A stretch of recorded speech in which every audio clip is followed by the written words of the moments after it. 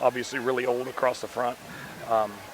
And then quarterback, 4-year starter, with the exception of that freshman year. I think he had an injury, but played, first 3 games in his freshman season, I think. So he's really good at the decision-making. I'd compare him a lot to Connor, who I think they have on staff now, in terms of decision-making, play calling, things like that. They give him pretty much autonomy to make some checks at the line of scrimmage and throw into soft coverage and things like that. So it's a bit of a chess game, and we're not as experienced defensively, so we just hope to keep everything in front of us, be sound tacklers, and be really physical at the line of scrimmage.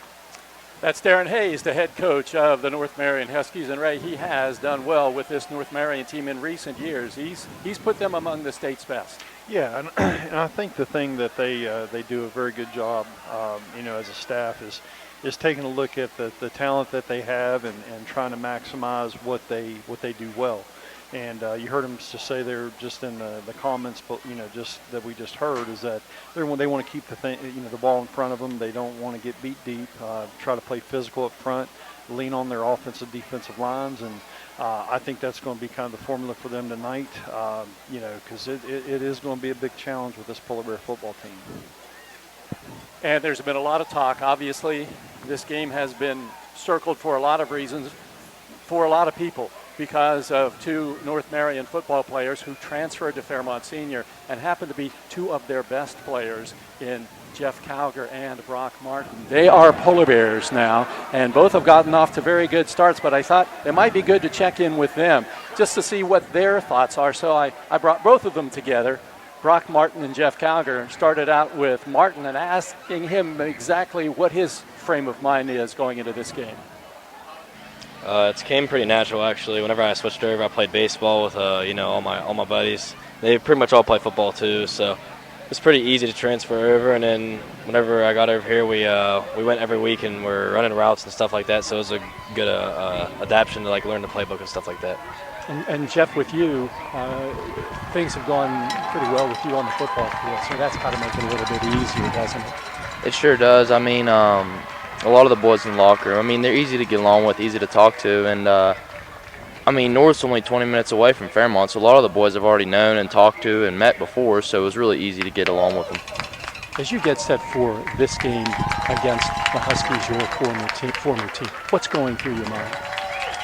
I mean, in my opinion, I think it's just another game. It's not as deep as everybody thinks about it. I mean, we just got to go out there and compete, and obviously there's a little bit that I want to go out there and do good since it is my former school and show, because a lot of them have been. I'm not going to get into it, but yeah, I just want to go out there and compete.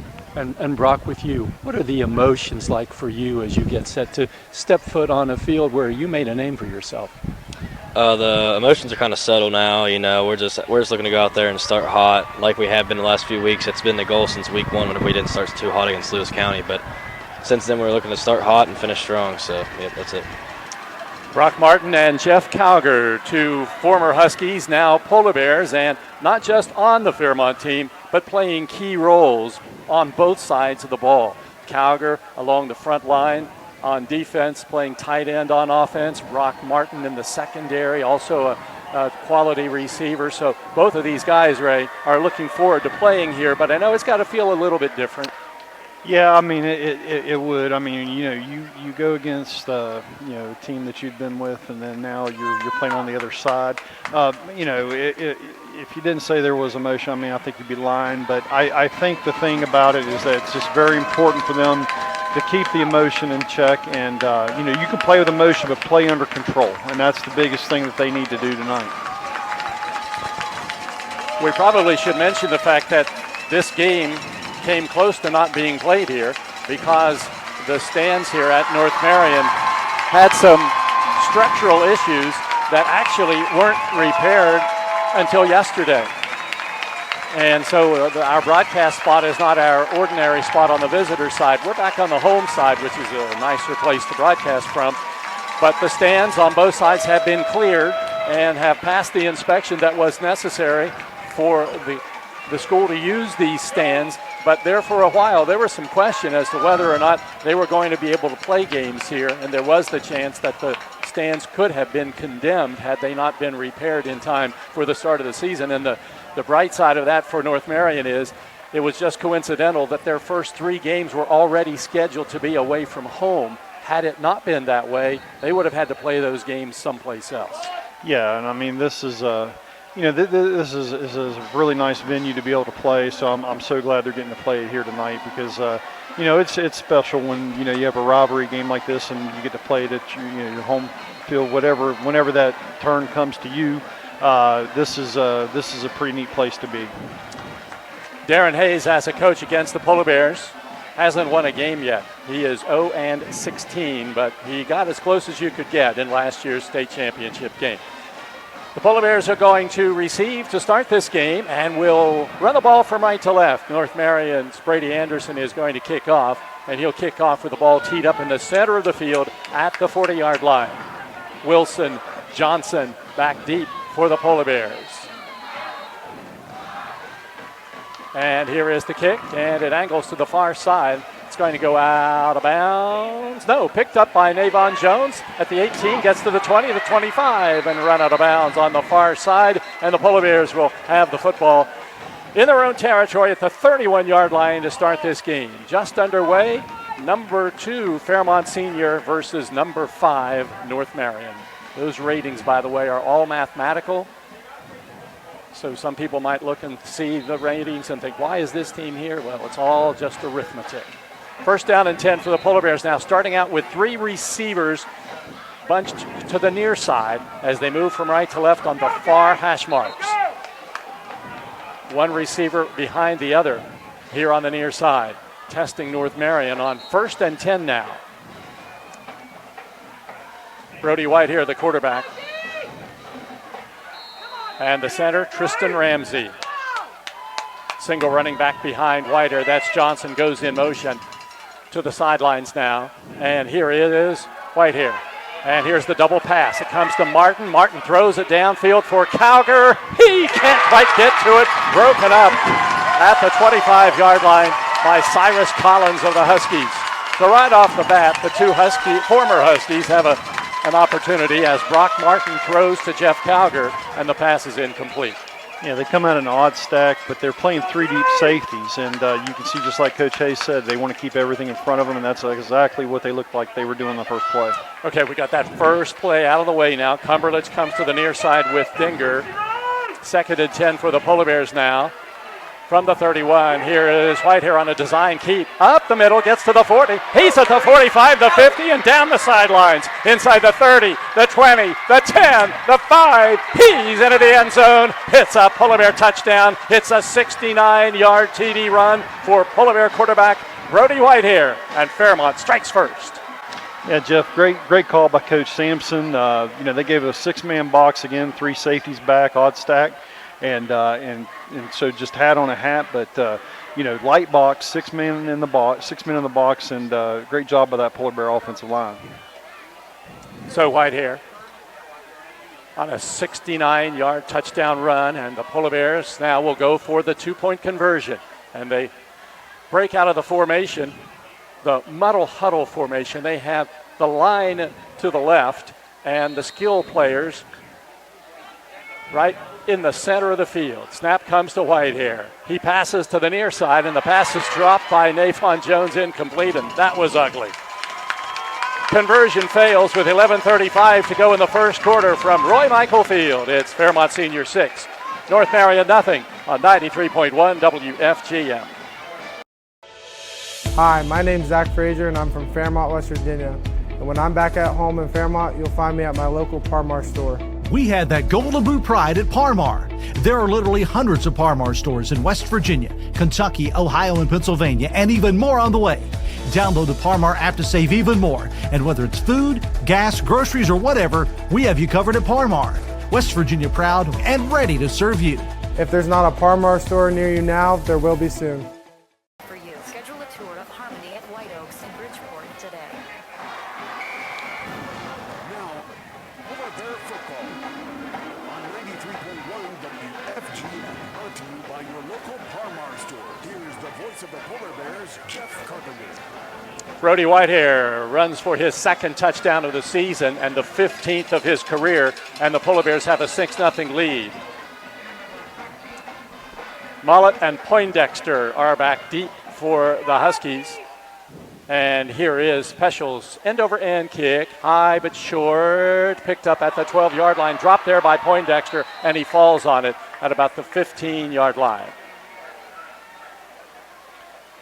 Jeff, just real quick about that touchdown. You know, running Brody is not something we've done a lot, and I know that's something we get a little nervous about. But when you do that, you get numbers in the run game, and that's what we did a really good job of that last play. So the Huskies now come to the line of scrimmage. They're going to set the ball down at the 16, where it will be first down and 10 for North Marion. Their quarterback, Toby Michael, is a very good runner. And he's thrown the ball well, too. He's a junior, 6'0", 180, but they'll run him a lot. Trevor Mullet, also in the backfield, is the running back to his right. And Mullet gets the handoff, and Mullet is dropped, and there's a flag thrown at the end of the play.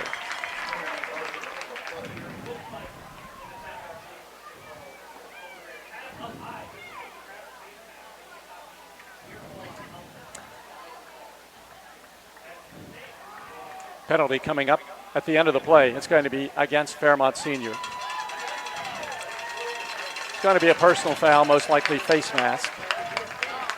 And it'll take the ball out to the 31-yard line. So there was no gain on the run by Mullet, but then the 15-yard penalty gives North Marion a first down. Yeah, Bigelow did a really nice job of filling, but he got his hands a little too high and got him up in the face mask area. So North comes up to the line of scrimmage now. It's the 31 in their own territory. They move from left to right. Their quarterback has a running back to his left. And here is the handoff. It goes up the middle. And it's taken back to the line of scrimmage. And that's going to be about all. There just wasn't much room up there. And there hasn't been for any team so far this season. But that was Cyrus Collins on the carry. And he'll get, let's say he has 1 yard. Yeah, Polar Bears pretty much running the same defense that North Marion, with the exception of they have 2 more safeties back and we have only 1, and that's the advantage of having the ability to play only 1 safety. We have more people up in the box now. The ball is at the 33-yard line. Call it second down and 8. 2 receivers to the left and 2 to the right for the Huskies on the second down play. And this time, the handoff goes up the middle, and it's taken out over the 35 to close to the 36-yard line. Trevor Bigelow brings down Trevor Mullet, and it will be a third down for the Huskies with the ball at the North 36, third down and about 5. Yeah, it's just so tough to get movement on this Polar Bear front. And you can kind of see now the Huskies are trying to slow it down. They're not wanting to go too fast with tempo right now because they don't want to put their defense right back on the field. Cole Morris checks into the game for North Marion. He's the second quarterback of this 2-quarterback system. Not necessarily a better thrower or runner, but he's in the game now. Third down and 5 from the North 36-yard line. And there is Morris on a keeper after faking it to Mullet, and he's dropped at about the 38-yard line. It'll be short of the first down, and a punting situation coming up for the Huskies after a pickup of about 2 yards on that play. Yeah, they just run like a gap scheme power play where they try to pull the guard and the tackle, block the center back, and great job by the front side filling and everybody staying firm on that front side. Punting situation for North Marion. Carter Parson is the punter. And Brock Martin back to return for the Polar Bears. The line of scrimmage is about the 38 in Husky territory. Good snap, and the punt is away. And it's angling to the near side, then takes a North roll inside the 30, and it will roll down at about the 25-yard line, and that's where the Polar Bears will start possession number 2 on that punt. Dom Fantasia was in there, but it was almost as though it was behind the punter when he was rushing. Yeah, when you go to block a punt, you got to get to the block point. It looked like he got widened out a little bit, and if he keeps coming like that tonight, I'm pretty sure he'll have a really good chance of getting one. He's made a name for himself as the elite block punter on the team. Of course, he only has 1, but he's been close a couple of other times. Game clock shows 9:14 at the change of possession, and the Polar Bears come out now with Wilson behind quarterback Whitehair, who passes over the middle behind Dinger at the 40, incomplete. Dinger was open, but Brody just didn't put that one right on target. Yeah, showing a very similar look that they started out in with the odd stack, 3 deep safeties, but trying to get in between the linebacker and the safety, and just missed it a little bit. This time, Fairmont sends 3 receivers to the right side and just 1 to the near side. That's Cumberledge, who's close to the near sidelines and the North Marion bench. Second down, 10 yards to go from the Polar Bear 25.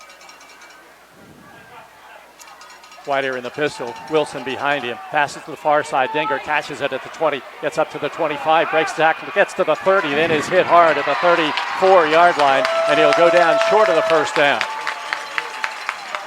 Yeah, just a little pitch and catch, a little bubble screen. Nice job by Brock Martin on the outside, getting a block and sustaining it and staying with it, so gives him a third and manageable. Well, the Polar Bears got a pretty good spot on that one. They call it a first down. I didn't think he got to the 35. But it is a first down for Fairmont Senior on a 10-yard pass play.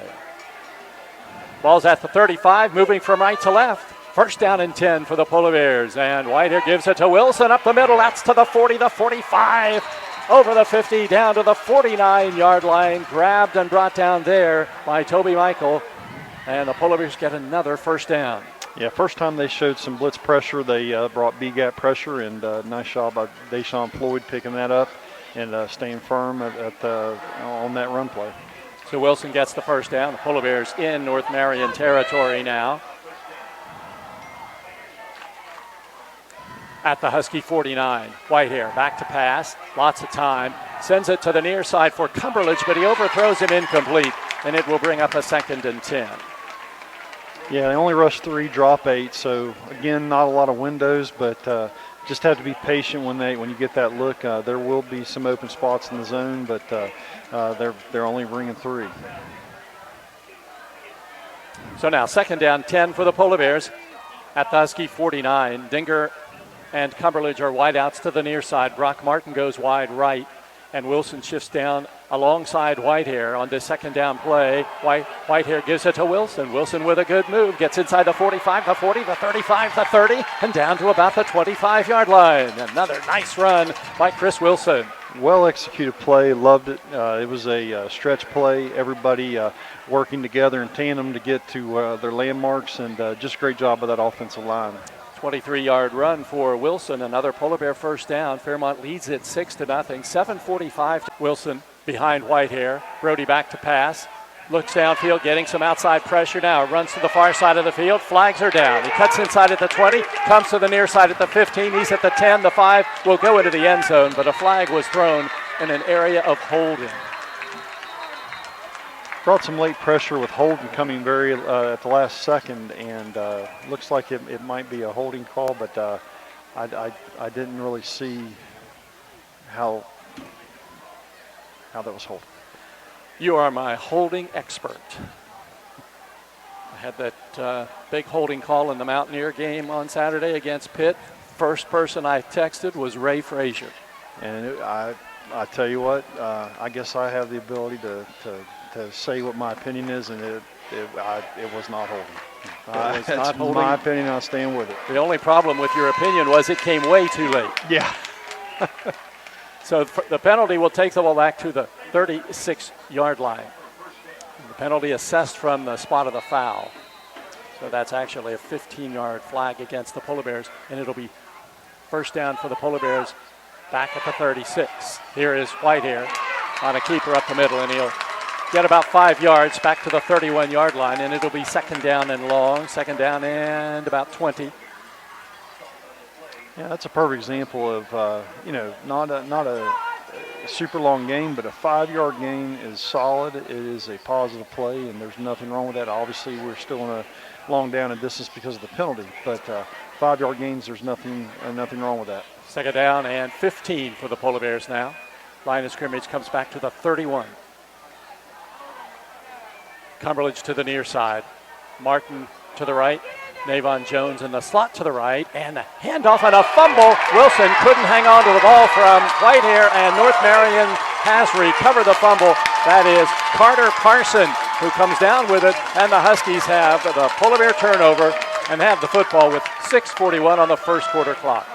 Yeah, that's the one thing in these rivalry type games. You don't want to give momentum to the other side, and that's something that we call sudden change. We got to respond to this with this defensively, this turnover. Frontline defense for the Polar Bears is Bigelow, Arbogast, and Cowger.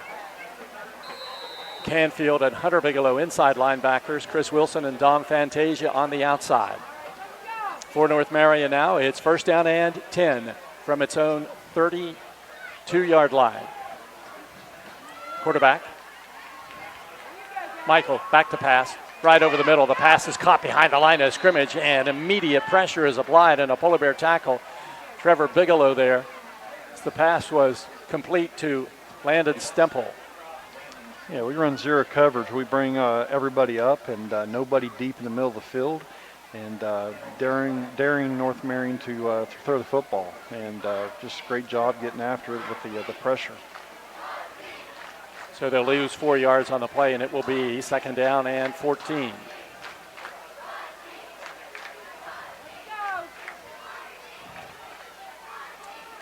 Poindexter shifts as a slot back and now comes in motion back this way, and a timeout called by Darren Hayes. Timeout Huskies, 5:58 to go. First quarter from Roy Michael Field. The score, Fairmont 6, North Marion nothing on 93.1 WFGM.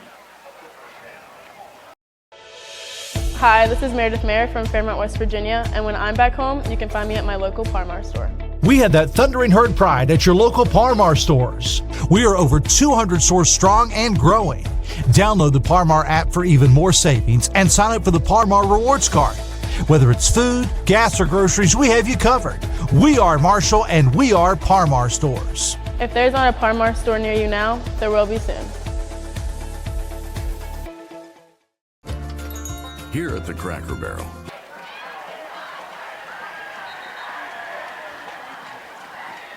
North Marion with the football, looking at a second down and 14. Second and 14 with the ball in its own territory at the 29. And here is the quarterback handing it off to Poindexter, running wide to the near side, and he's brought down at about the 22-yard line by the Polar Bears' Brock Martin. Yeah, it's the first time we've seen the jet sweep, Jeff, and that's something that's a big staple of this offense. It has been under Mark Yoho, and he's no longer here, but they're still running it. And that's the way you defense that. You've got to come up strong on the front side, and that's what we did on the perimeter. 6-yard loss on that play. And it's going to be third down and a bundle. They have to get up to the 33-yard line for a first down. Or to the 43, rather, and they have it at the 23. So third down and 20. Quarterback gets a high snap. It's Cole Morris, back to pass, far side. The pass is broken up. Incomplete. Polar Bears, Cannon Dinger defending on the play on the far side of the field. And it's going to bring up a fourth down. Yeah, we've talked about it all year with being able to get the pressure that they get with just those front three. That clock goes off so fast in the quarterback's head that he's got to get rid of it so fast, and that allows us to play very aggressive coverage. Parson in to do the punting. The line of scrimmage is the 23.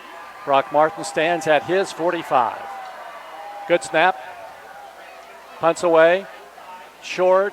And Martin comes up, then backs away from it. It takes a North Marion roll into Polar Bear territory, and it will roll all the way down to the 35. So the clock stopped, 4:55 to go, first quarter, and the Polar Bears have a 6-0 lead and will get the football back.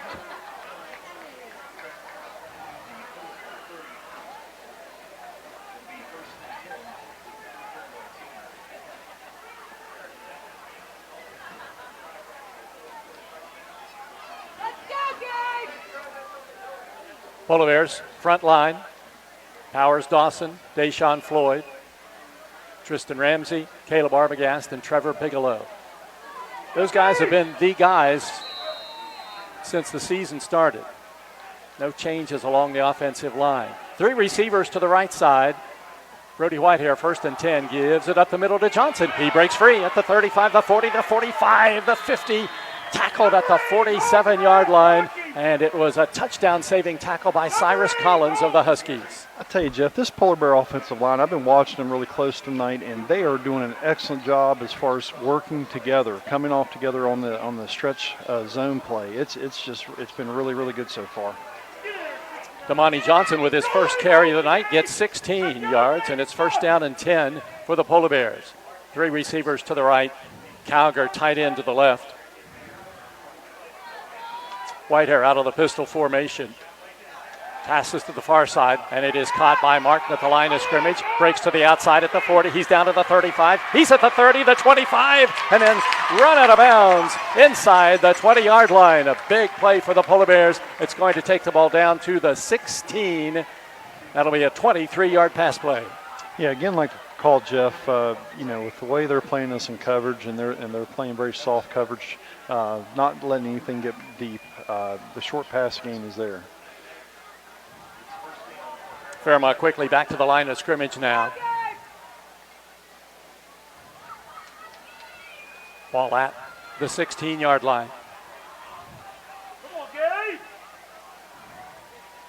Whitehair has 3 receivers to the left, and he hands it off. It comes to Johnson, and Johnson gets himself inside the 15 down to about the 13-yard line. Wrapped up and brought down there, but he's going to get a nice gain of about 6 yards on that first down play. Yeah, really like the game Coach Sampson's calling so far, really showing some really good patience and balance going back between run and pass, keeping North Marion on their toes, off balance. Second down and just 2 yards to go. That's an 8-yard run for Johnson. Football marked down at the 8-yard line. Whitehair back to pass, looking into the end zone, and the pass is incomplete at the goal line. Intended for Martin, well defended, and it will bring up a 3rd down and 2 for the Polar Bears. Tell you, Jeff, I think if Brody had that over again, he had Jones in the corner route. It looked like he was breaking open, and I think he would have had him. So now it's 3rd down and 2 from the 8-yard line, the Husky 8. Whitehair gives it to Johnson, trying to get outside to the right, and Johnson is hit at the line of scrimmage, and he's going down. He'll not have the first down, and it's going to be 4th down and short for the Polar Bears. Yeah, credit North Marion on that play. It looked like it was going to be a design inside run, and he had to bounce it, and they did a good job of getting to the football that time.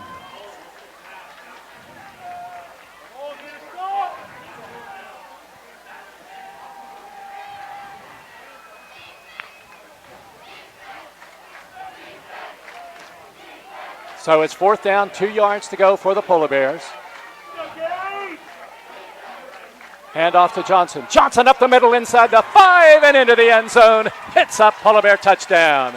Damani Johnson, an 8-yard TD run, and the Polar Bears lead 12-0. Yeah, very well blocked on that left side by Powers, Johnson, and Floyd. Great job. He wasn't even touched till he got to the goal line. That's hard to do inside the 5-yard line. Extra point for Cam Peschel now. The Polar Bears went for 2 the first time, and that didn't go so well. So Peschel on to attempt the extra point, kicking from right to left. Ball is down, the kick is up, and the kick is good. Timeout on the field. 2:52 to go, first quarter. Fairmont Senior 13, North Marion nothing on 93.1 WFGM. Here at the Cracker Barrel, home-style food and great value go hand in hand, with favorites like slow-simmered chicken and dumplings starting at $7.99, or perfectly golden fluffy buttermilk pancakes with your own bottle of warm syrup. Come fill up on favorites without emptying your wallet. Cracker Barrel. Take care now.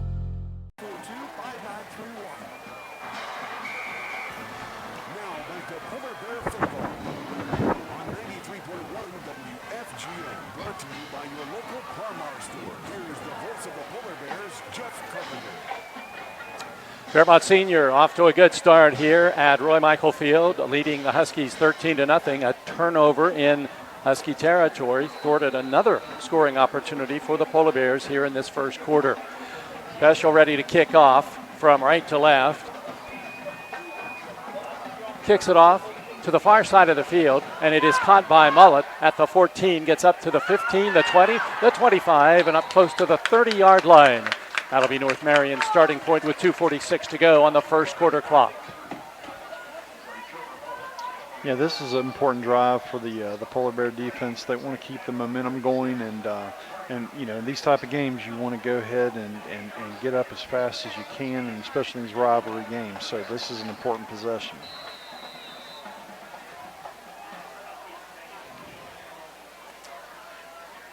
Toby Michael is back in the game at quarterback for North Marion.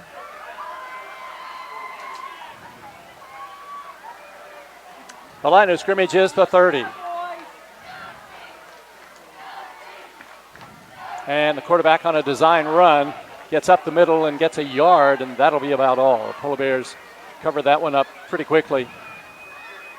And just a gain of a yard on the play. Stop on the play was made by the Polar Bears, Calger. Yeah, it's just such a hard task, Jeff, when you are an offensive line and they're playing cover zero where they're bringing everybody up in the box. You're just outnumbered, and that's something. And this Polar Bear front's good enough as it is, and it just makes it very hard. Second down and 9. Line of scrimmage, the 31. Stemple in the game as one of the running backs. And Parson gets the handoff, trying to get outside to the right, and he is brought down behind the line of scrimmage. That was Dom Fantasia with a tackle for loss for the Polar Bears. Yeah, great patience by Fantasia on that play. He didn't get sucked in. He stayed and played his responsibility. He had outside leverage, and he kept it. And nice job just staying patient and making the play. Third down for the Huskies now. The ball back at the 30. That's where they started this drive, so it's third down and 10. Game clock at a minute 30 to go first quarter. Polar Bears 13, North Marion nothing. Both teams 3-0 coming into this game. The Huskies send 4 receivers to the left, 1 to the right, so that means it's an empty backfield. And Cole Morris is in at quarterback for this third down 10 play. Quick pass far side, screen, caught by Poindexter. He's hit behind the line of scrimmage, and he's going down for a loss on the play, back at about the 28-yard line. Yeah, if you're on that short bubble screen, the key to it, the key ingredient is getting the block on the perimeter, and we just do an excellent job of defeating the blocks and getting through and making the play. Just a great job by that Polar Bear defense. So the Huskies now looking at another punting situation. We're inside a minute to go here in the first quarter. The line of scrimmage is at the 28-yard line. Martin back deep to return. Punter takes a lot of time, but gets it away. Martin will catch it at the 40. Runs to the far side of the field. Heads to the sidelines at the 45. Out of bounds around the 50. And there's a flag thrown at the end of the play. Might have been a late hit out of bounds against the Huskies.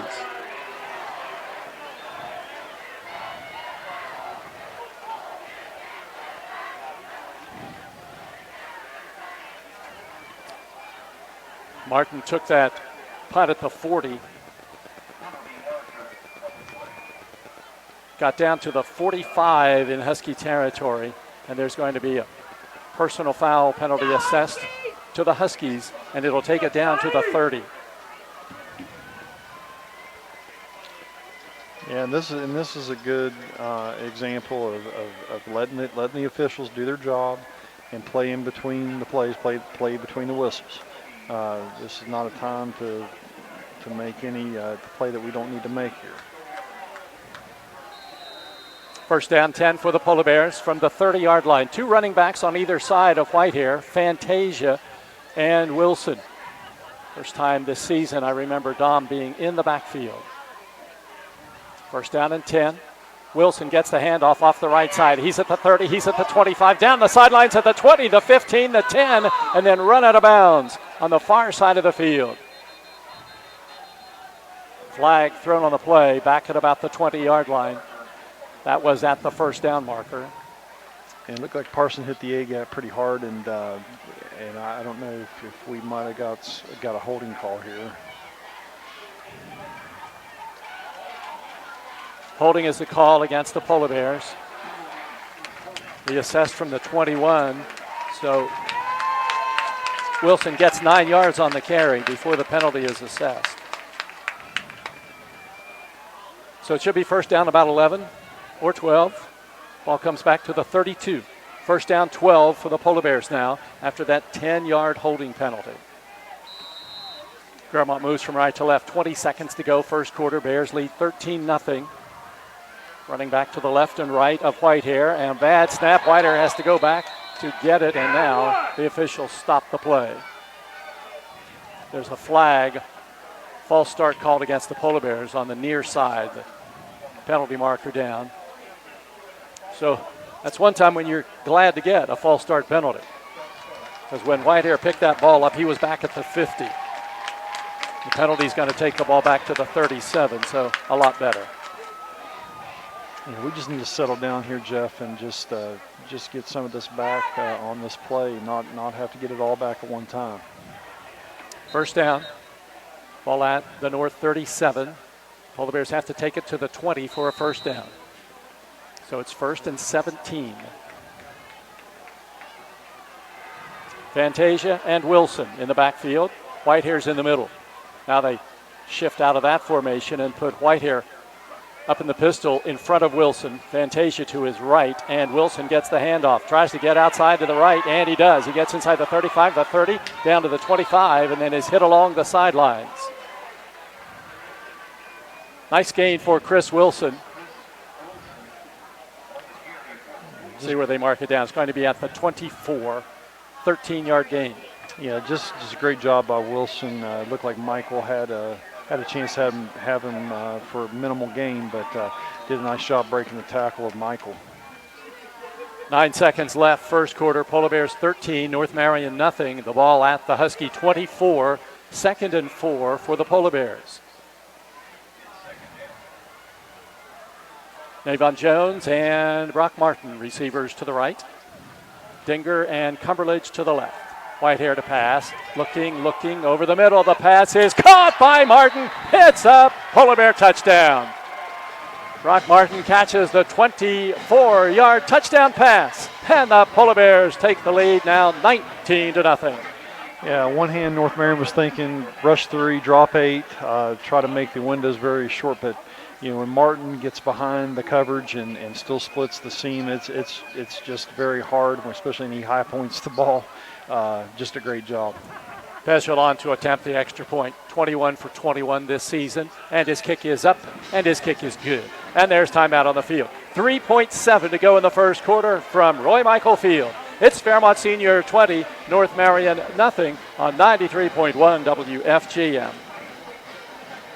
National Bank, where you can purchase or refinance your home with the no down payment Champion Mortgage. No down payment, no private mortgage insurance, no kidding. Visit your local branch to get started today. City National Bank, member FDIC, equal housing lender. To learn more, log on to mortgage.bankatcity.com.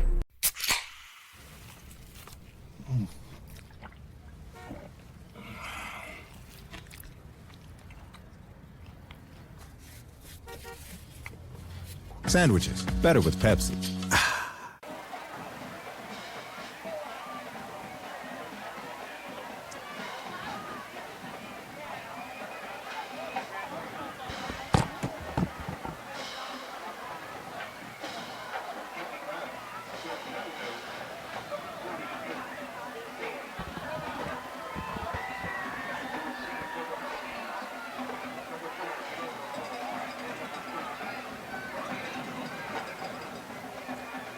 The Polar Bears ready to kick off, leading 20-0, 3.7 seconds to go. And kicking this time will be Sam Flower.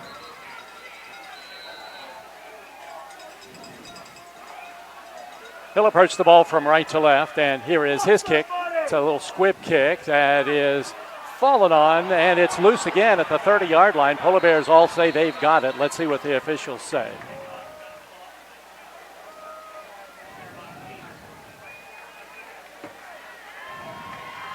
And the officials agree. The Polar Bears have the football. Fairmont Seniors got the ball inside the 35-yard line. That's the end of the first quarter from Roy Michael Field. Fairmont Senior 20, North Marion nothing on 93.1 WFGM.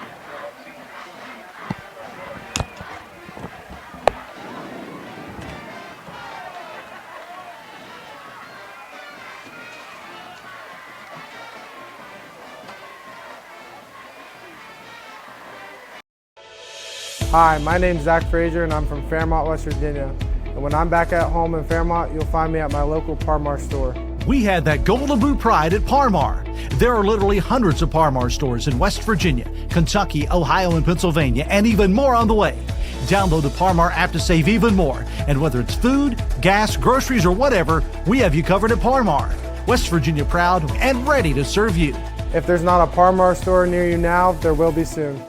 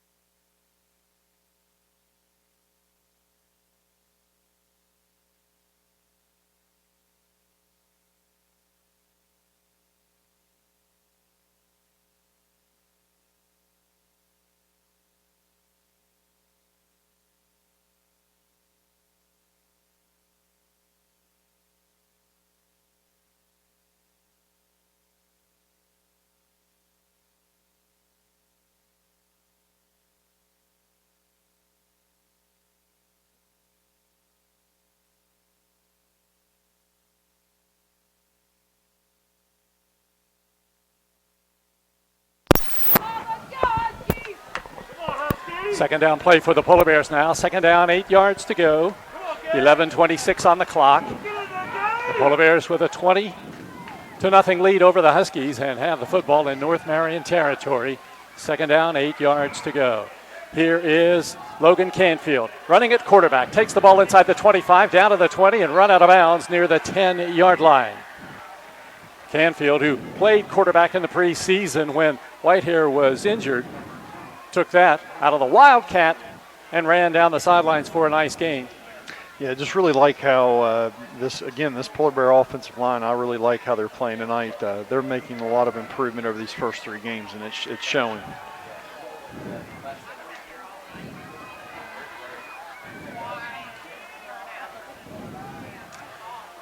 First down for the Polar Bears. Goal to go. Hand off to the right side. And the ball's taken down close to the 5-yard line, and that'll be all as Damani Johnson is stopped short.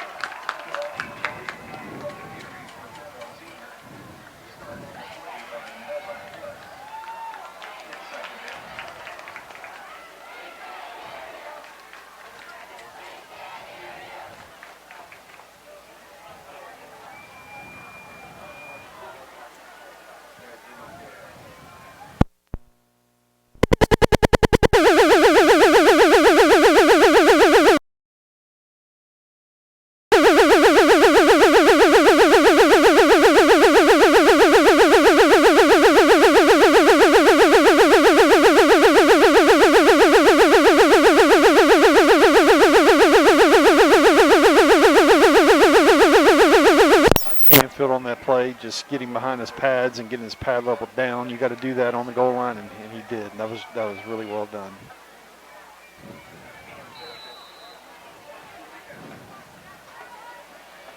Polar Bears ready to attempt the extra point from left to right. Canfield will be the holder. And Peschel's kick is up, and it is good. Timeout on the field, 10:20 to go. Second quarter, Polar Bears 27 and North Marion nothing on 93.1 WFGM. 1965, the team at City Construction has been an industry leader in all facets of construction, shaping the West Virginia landscape with some of the most recognizable commercial projects throughout the state. As one of the largest general contractors in North Central West Virginia, our outstanding record of quality workmanship and personal service is here for your next project. Call our team of experts today. Give us the opportunity to design build your next project. City Construction Company, West Virginia proud since 1965.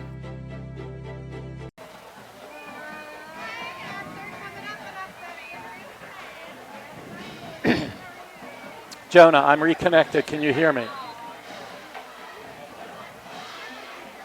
Okay, I'm connected. Can you hear me?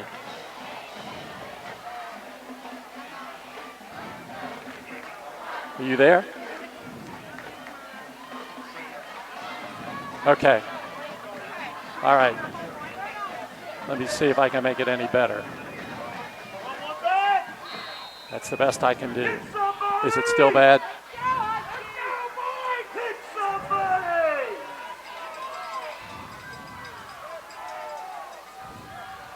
Okay, go ahead and put me on. There's the kick, and the ball is going to be taken at about the 6-yard line, carried out over the 10, up to the 15. Here comes Poindexter, gets to the 25. He's at the 30 along the sidelines, pushed out of bounds at about the 34-yard line. And it'll be first down and 10 for the Huskies. 10-11 to go here in the second quarter. The Polar Bears leading 27-0. Moments ago, Logan Canfield ran it in from 6 yards out, and that gave the Polar Bears the 27-0 lead.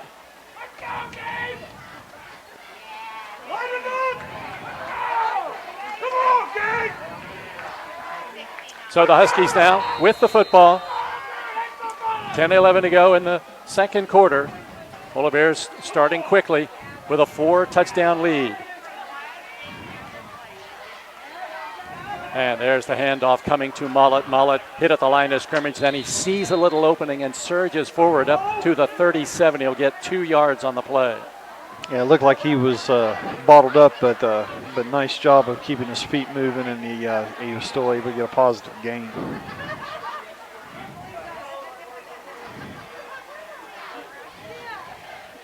So the ball now at the 37-yard line in Husky territory. North moving from right to left, sending 4 receivers to the right side. Empty backfield for Cole Morris, the quarterback. And Morris wants to pass, getting pressure, lofts one down the middle, wide open Parson. He's got it at the 40, the 20, the 10, the 5, and he's into the end zone. It's a 63-yard touchdown pass from Cole Morris to Carter Parson, and the Huskies score their first TD of the night. Yeah, it looked like a little confusion that time with the way North Marion lined up, widened out a lineman out to the right, and then had somebody going down the seam. It looked like we had a busted coverage. So a touchdown pass for Cole Morris, and Anderson now in to attempt the extra point for North Marion.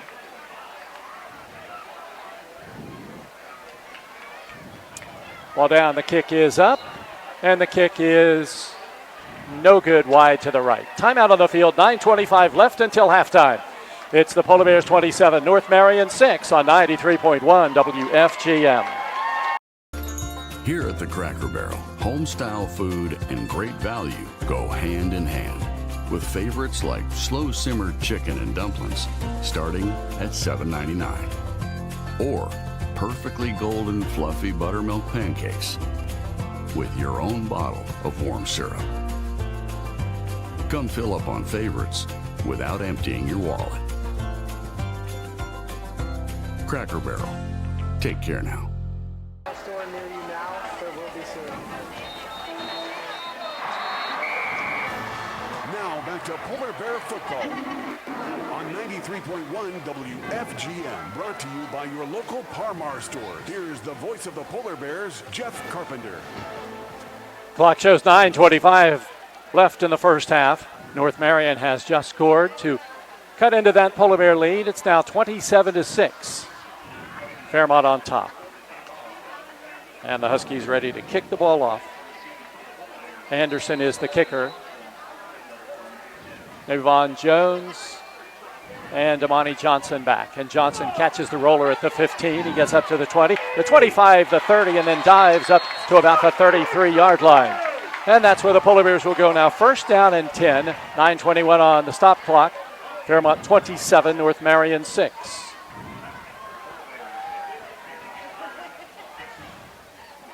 Putting Johnson's knee down at the 35. Polar Bears go first down and 10 from there.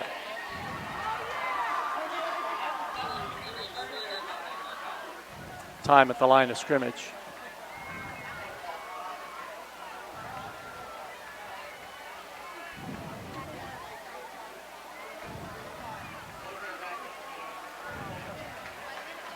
So now they've taken the ball back and put it down at the 32.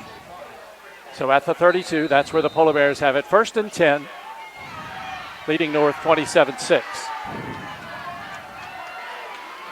Wilson in the backfield to the left of Whitehair. Fake to Wilson. Whitehair to pass. Screen caught by Calger at the 35. He gets outside to the 40, the 45, the 50. Puts his shoulder down along the sidelines and takes it into Husky territory inside the 40-yard line. And now a flag is thrown on the play. Yeah, it looked like it was something post play. Might have a penalty. It'll be a 31-yard pass play. Penalty coming up against North Marion on that completed pass to their former teammate, Jeff Calger. I'm anticipating it against North Marion because the Huskies all went down as though the penalty was going against them. They retreated towards their end zone, but we haven't had a call yet.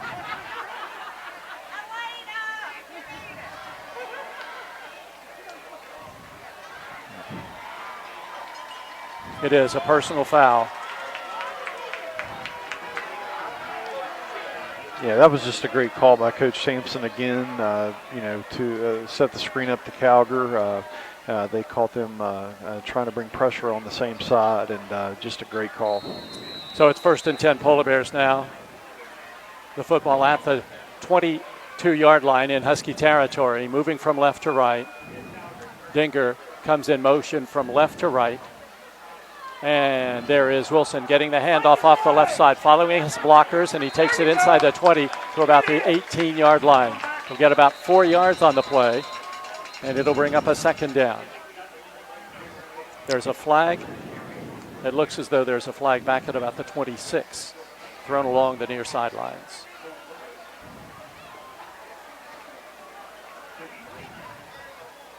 False start is the call against the Polar Bears.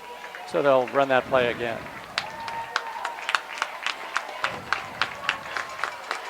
After last week's game in Preston and the fight that ensued in the second half, there was concern with an emotional game like this coming up, but so far the Polar Bears have kept their cool and have avoided a personal foul penalty, and North has 2 of them.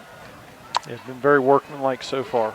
1st down and 15 for Fairmont. The ball back at the 27. Hand off to Wilson again, following Fantasia. He gets the ball down to the 25 and down to about the 22-yard line. Hit and brought down there. But a nice gain for Wilson on that 1st down play. He's going to get the penalty yardage back. Yeah, we've been going to that stretch outside zone play, and anytime that you run that, you have to be basically like a wave when you are an offensive line, and that's what we're looking like tonight, Jeff. I think we had a little leakage on the front side, but for the most part, we're doing a pretty good job of working together. Coverage a wide out to the right, 3 receivers to the left. 2nd and 10 for Fairmont at the North 22. Game clock at 7:54 and turning. Here in the second quarter from Roy Michael Field. Brody Whitehair, slant pass, and it is incomplete. At about the 10-yard line, Dinger appeared to be the intended receiver, and it'll bring up a 3rd down and 10 for the Polar Bears. Yeah, I think also had Jones on a vertical route. They had a combination route. Looked like Jones had his guy beat. So 3rd down 10 now for the Polar Bears. They're in 4-down territory on the near hash mark, so a lot of room to the left. And that's where Dinger and Martin and Navon Jones are lining up. Cumberledge on the short side of the field is a wide out. Wilson behind Whitehair on this 3rd down play. Whitehair on a quarterback keeper. He cuts outside, takes it inside the 20, the 15, hit hard at about the 10-yard line, but it should be enough for a Fairmont senior 1st down.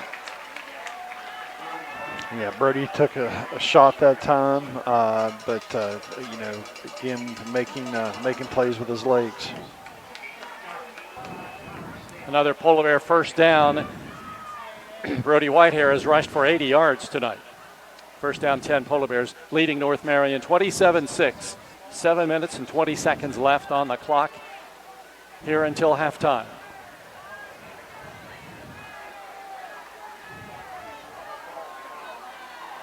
This time Calger lines up in the backfield with Wilson.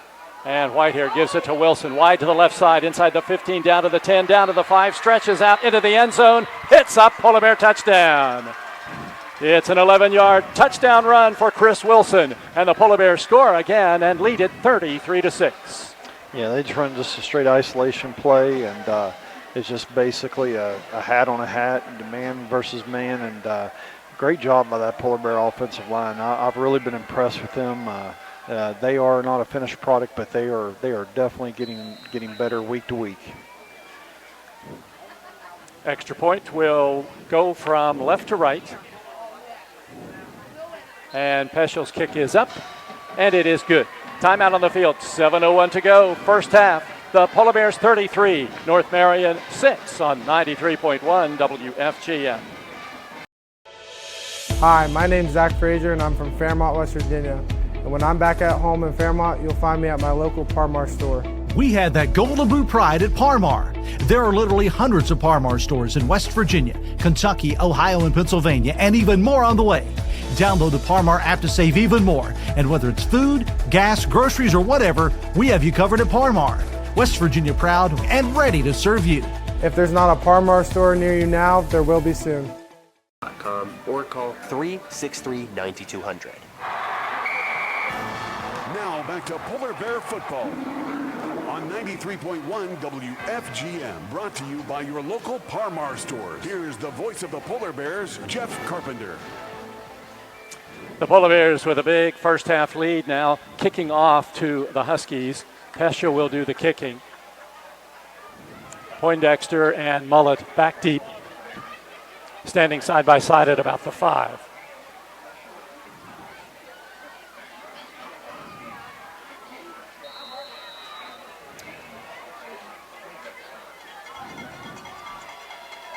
And here is Peschel's kick.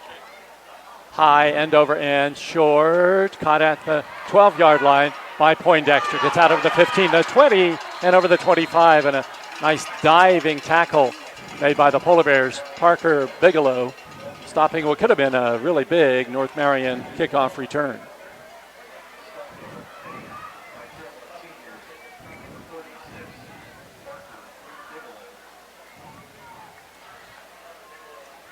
So the Huskies with the football now in their own territory at the 29. Last time they had the ball, Cole Morris threw a 63-yard touchdown pass. Wide out to the right side for North. That's Taylor Hayes. Single running back beside the quarterback on this first down and 10 play. In motion goes Noah Hess. Lines up in the backfield alongside the quarterback. Claps his hands, gives the ball to Mullet, running wide to the near side. Mullet over the 30, up to the 32. Calger makes the tackle for the Polar Bears. It'll be a 3-yard gain, 2nd and 7. Yeah, shift to a 2-back set and try to run a little stretch play, and Calger just does a great job. He's done it all year, just playing that play the way it's supposed to be played, with leveraging it the right way, keeping his outside arm free. Anderson lines up as a wide out to the near side for North Marion. And now time at the line of scrimmage, in officials' time. Our officials tonight, the referee Kevin Smith, umpire Brian Hunt, line judge Ron Helmick, Jack Wagaman is the linesman, Logan Creighton is the back judge, and side judge is Lucas Payne. Conversation going on now.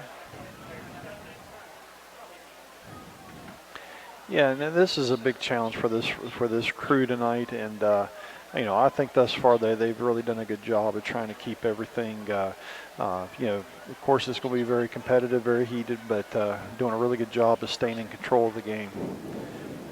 Yeah, I think that might have been just a meeting to try to cool things down a little bit. Maybe a lot of conversation going on down on the field. It's 2nd down and 7 now, and there is Morris handing the ball off, and it's taken up to the 34-yard line, and that'll be all for Mullet. Going to bring up a 3rd down and long now for the Huskies. The line of scrimmage will be the 34. They need to get it to the 39, so 3rd and 5. Yeah, I think, Jeff, you'd be pretty hard-pressed to find as physical group as we have up front with these three, with Calger, Bigelow, and it's just amazing how physical they play. 3rd down coming up, 3rd and 5. from the North Marion 34. Pass goes in motion in front of the running backs, then circles back, gets the lateral. He's back to pass. He throws it down the sidelines, and the pass is caught beautifully by Anderson at the 40, and he takes it down to about the 37-yard line. He had to go way up to get it. Dinger was right there, but Anderson's just taller. How he caught that, I do not know, but credit him. He made a play.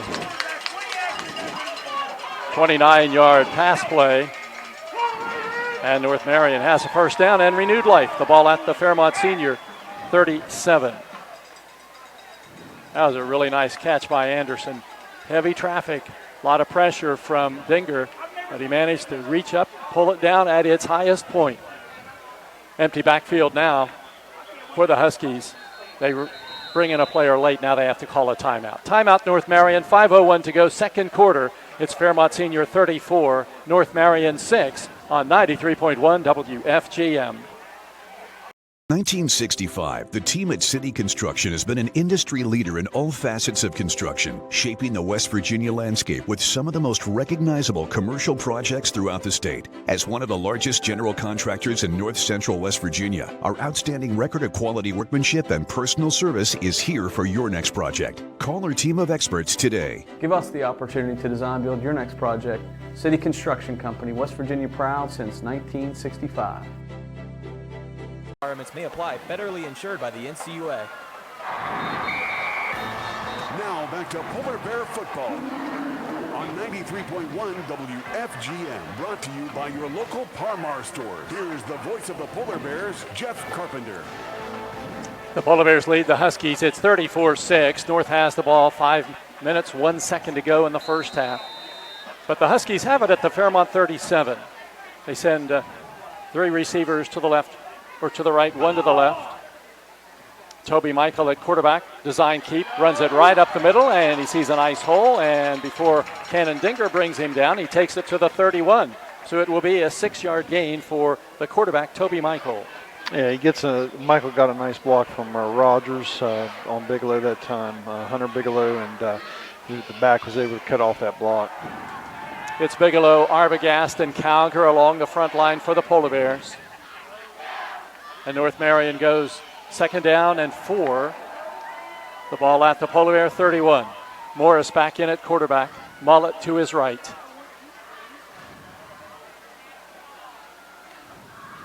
Quarterback, Morris, he has a design keep. He takes it up the middle, gets the first down inside the 25, down to the 24-yard line. It'll be a 7-yard gain for the quarterback, Cole Morris. Yeah, given the heavy box that North Marion's getting, you expect to see a little more quarterback run so they can get some numbers in the run game. Try to help them out as much as they can. The ball at the 23 in Polar Bear territory. Game clock down to 3:57. The Huskies send Hess and Poindexter as receivers to the right side. Anderson wide to the left. Anderson's a 6'4" wideout. Cole Morris has Collins beside him, and he hands the ball to Collins, and Collins has no place to go as he is hit by the middle of the line. It was Arbogast and Canfield in on the play, and there's a flag on the play. It looks like it might be something post-play.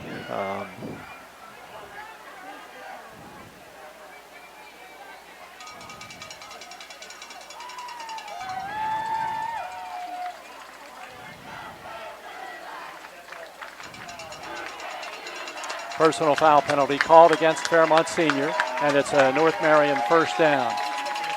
Takes the ball down to the 11-yard line. It's a 1-yard gain. And then a 15-yard or a half the distance to the goal line penalty, 11 yards against the Polar Bears. Timeout on the field, 3:34 to go, second quarter. It's Fairmont 34, North Marion 6 on 93.1 WFGM.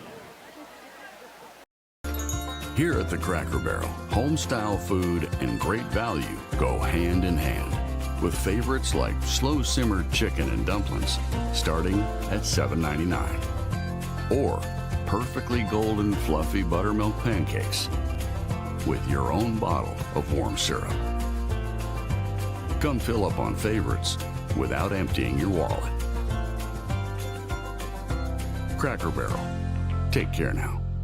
Commercial Restoration, helping you get back to business. Now back to Polar Bear football on 93.1 WFGM, brought to you by your local Parmar store. Here's the voice of the Polar Bears, Jeff Carpenter. Down to the final 3.5 minutes of the first half. North Marion threatening with the ball in Polar Bear territory at the 11, and it's first down and 10 for North Marion. Toby Michael is the quarterback. Running back to his left is Mullet. Two wideouts to the right side. Toby Michael on a 1st and 10 at the 11.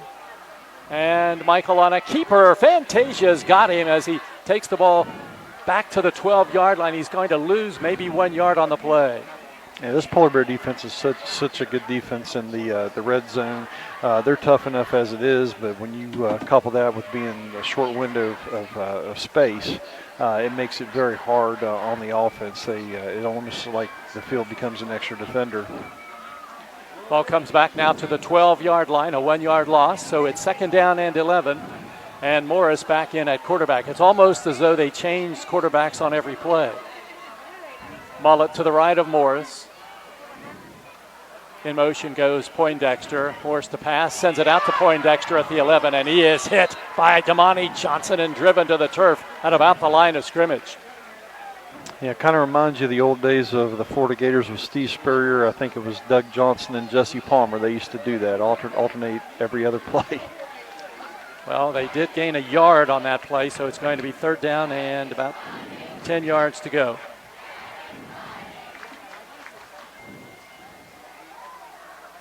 I know he would say the advantage was being able to talk to quarterbacks between plays, but that's kind of a unique setup. So now the Huskies send those 4 receivers to the left side. The last time they did that, they ran a little screen pass. Empty backfield for quarterback Toby Michael. Now he fakes the pass. He's running with it. He gets to the 10. He gets to the 5, stretches out towards the goal line, and he's going to be short at about the 1 yard line. So the Huskies hoping the Polar Bears remembered the last time they lined up like that. And then the quarterback faked the pass there and ran it to the other side of the field. And it's a 1st down at the 1 yard line.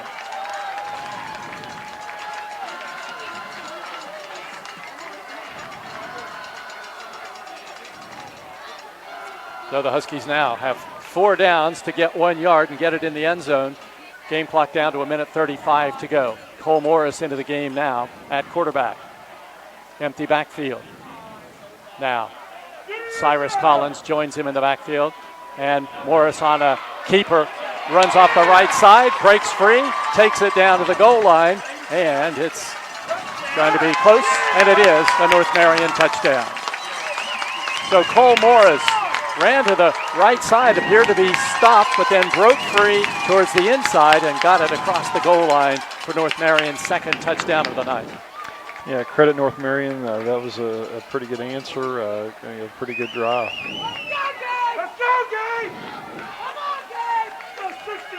Extra point attempt now for Anderson. Ball down, the kick is up, and we have a whistle and another flag on the play. This at the line of scrimmage.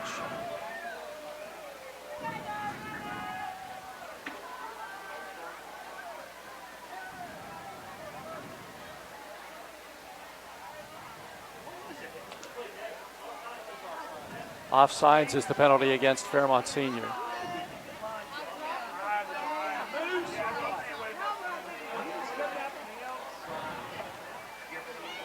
So, offsides is the call against the Polar Bears. And North Marion will accept the penalty. Will kick it. Anderson ready to kick it from right to left. Ball down on the tee. The kick is up, and the kick is no good. He's missed his 2nd of the night. Timeout on the field with 1:20 to go until halftime. It's Fairmont 34, North Marion 12 on 93.1 WFGM. City National Bank, where you can purchase or refinance your home with the no down payment champion mortgage. No down payment, no private mortgage insurance, no kidding. Visit your local branch to get started today. City National Bank, member FDIC, equal housing lender. To learn more, log on to mortgage.bankatcity.com.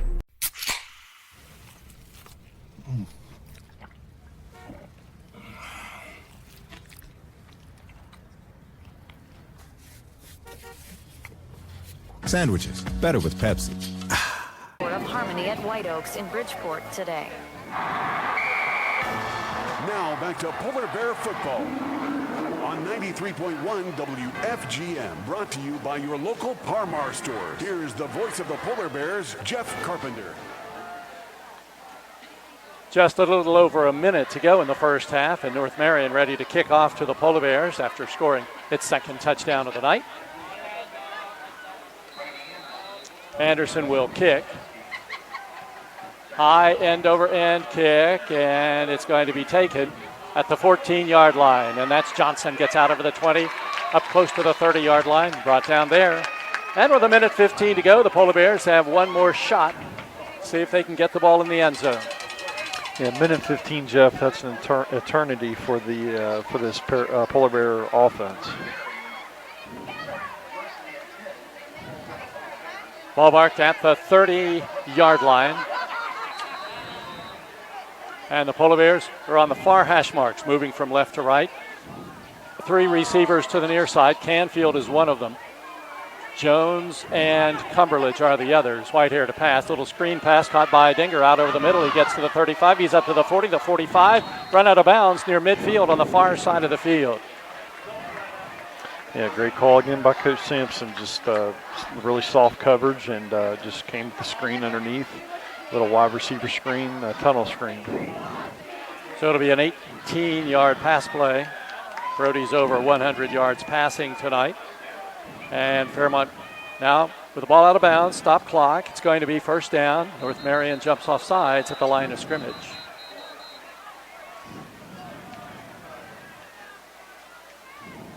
That was Cole Morris,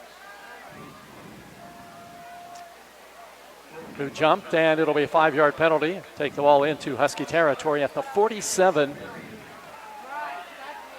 1:07 left. Polar Bears have 2 timeouts left here in the first half. Ball on the far hash marks. Empty backfield. Receivers left and right, and Jones is the widest of the receivers on the near side. Back to pass is Whitehair, getting pressure, dumps it over the middle for Cowger on another screen, but it's overthrown incomplete. It'll be 2nd and 5. Yeah, they had the right play call again. Would have been a really nice pickup if we could have hit that. Cowger would have been running pretty easily. 2nd down and 5 coming up at halftime. We'll check the halftime stats, scores around the state. Maybe a comment or two about the Pittsburgh Steelers. 2nd, 5 yards. Ball at the North 47. Whitehair back to pass.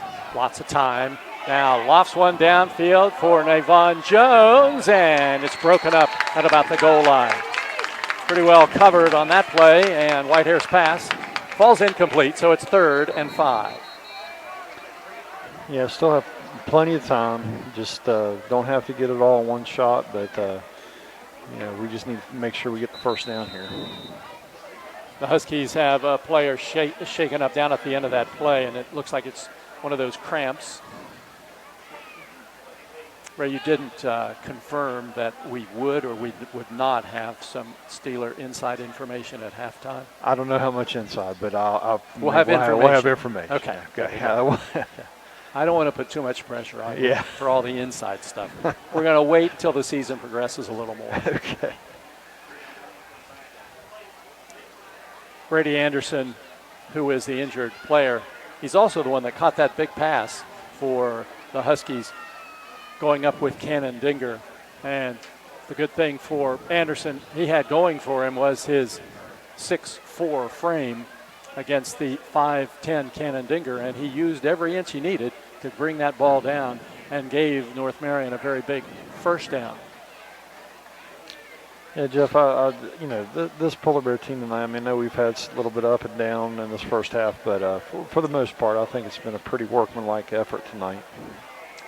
Workmanlike, and this has been a game where there have been emotions on the field, but nothing has gotten too much out of hand. We've had 3 personal foul penalties called, 2 against North, 1 against Fairmont Senior.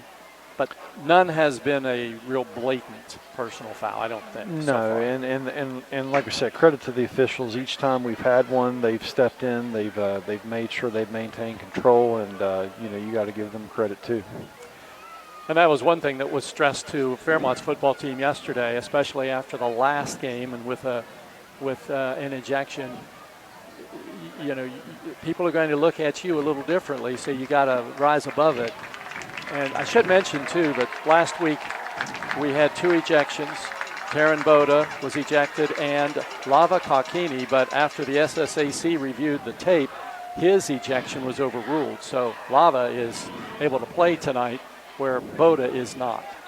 Yeah, I was really glad to see that the SSAC was very thorough, and they, we have the technology now to really get a good viewpoint on what happened, and I was really glad to see that they made the right call in that situation. It's 3rd down, 5 yards to go for the Polar Bears. 55 seconds on the clock. The ball is at the North 47-yard line.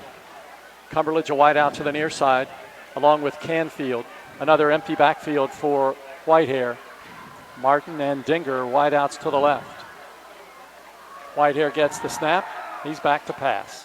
Now runs out of the pocket. He gets to the 45, gets the first down, and takes it out of bounds close to the 40-yard line. It'll be about a 7-yard pickup for Whitehair, and it'll be enough for a Fairmont Senior first down. Yeah, pretty well covered, but you can see what Brody can do whenever things break down, and he has no other option. He takes off and gets the first down with his legs. His legs been pretty good tonight, 86 yards rushing for Whitehair.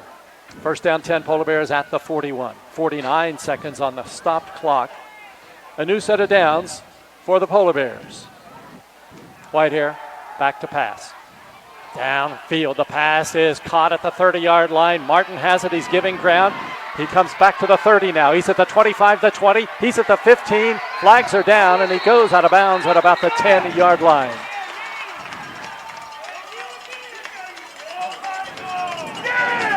The referee having a conversation with Jeff Cowger. Cowger was asking him when he saw that flag down, is it something I did? And you could tell by his body language that the official said yes. Yeah, that sometimes is a byproduct of when you block on the second level as a receiver and you're blocking in space. But I didn't quite see that play. It looked like by Cowger's reaction, he didn't believe it was a hold. But Martin did a really nice job on that play as far as sitting down in the zone and reading the coverage. Just very well done, but unfortunately he's coming back. So Martin gets a 21-yard pass play, and then there's the penalty after that. Takes the ball back to the 30, so actually would have been a 22-yard pass. And it is a first down for the Polar Bears. The ball at the 30-yard line. Game clock at 35. Another empty backfield for Whitehair, looking to throw. Now he sends it to the far side. The pass is caught at the 33-yard line by Dinger. Sidesteps a defender at the 25. He's at the 20. He's at the 15, the 10, the 5, and he's down to the corner of the end zone and is going to be stopped short now. Dives into the end zone, and let's see, the officials say it's a Polar Bear touchdown.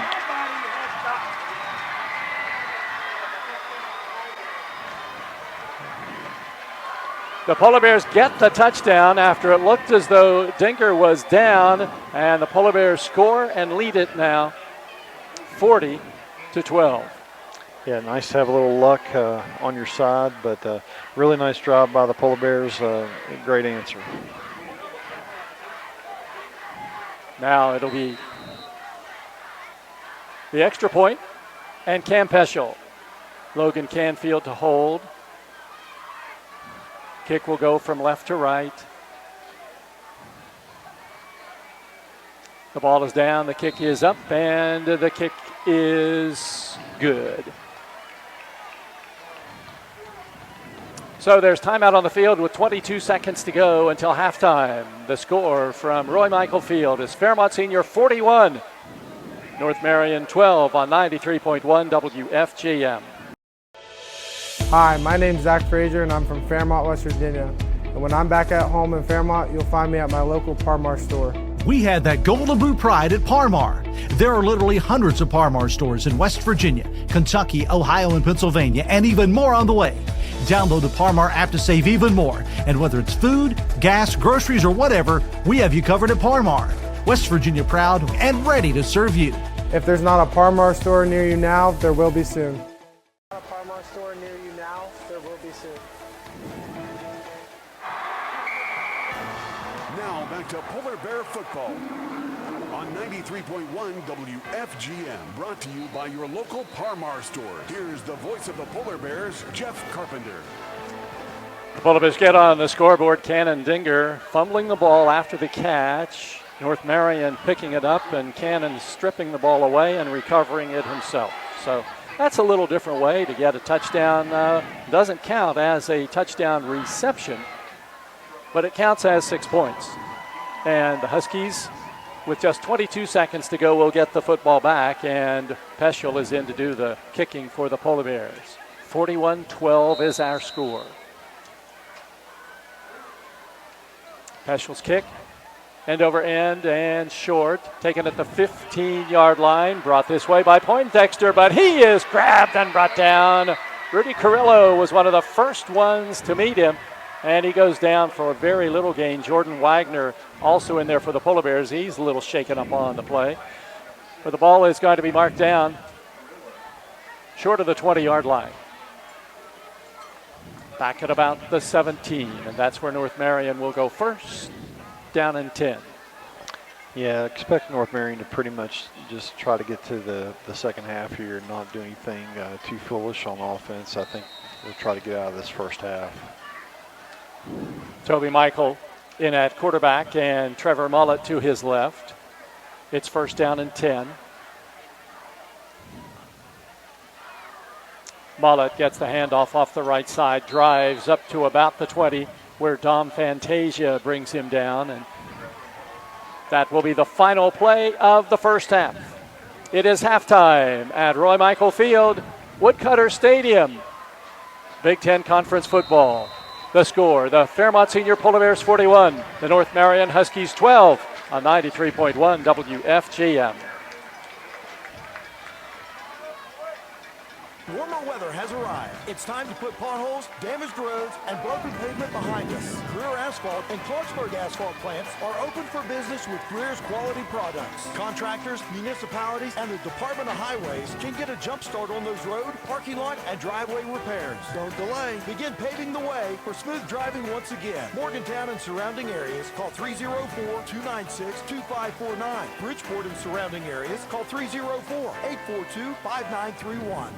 Hey everyone, it's time to say goodbye to summer and drive into fall. And a new Ken Ginley Kia will double your down payment up to a total of $5,000. We've got a great selection.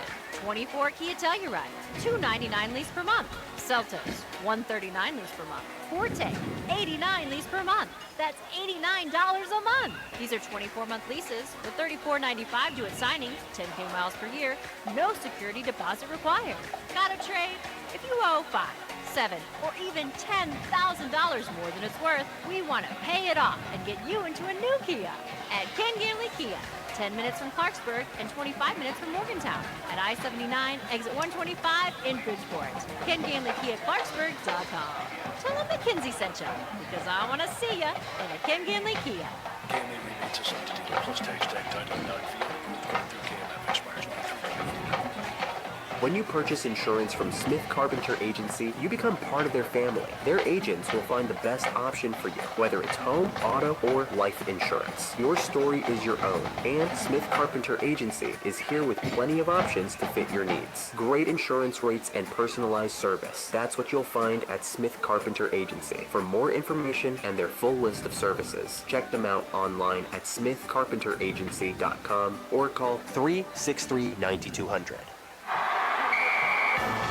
Now back to Polar Bear football on 93.1 WFGM, brought to you by your local Parmar store. Here's the voice of the Polar Bears, Jeff Carpenter.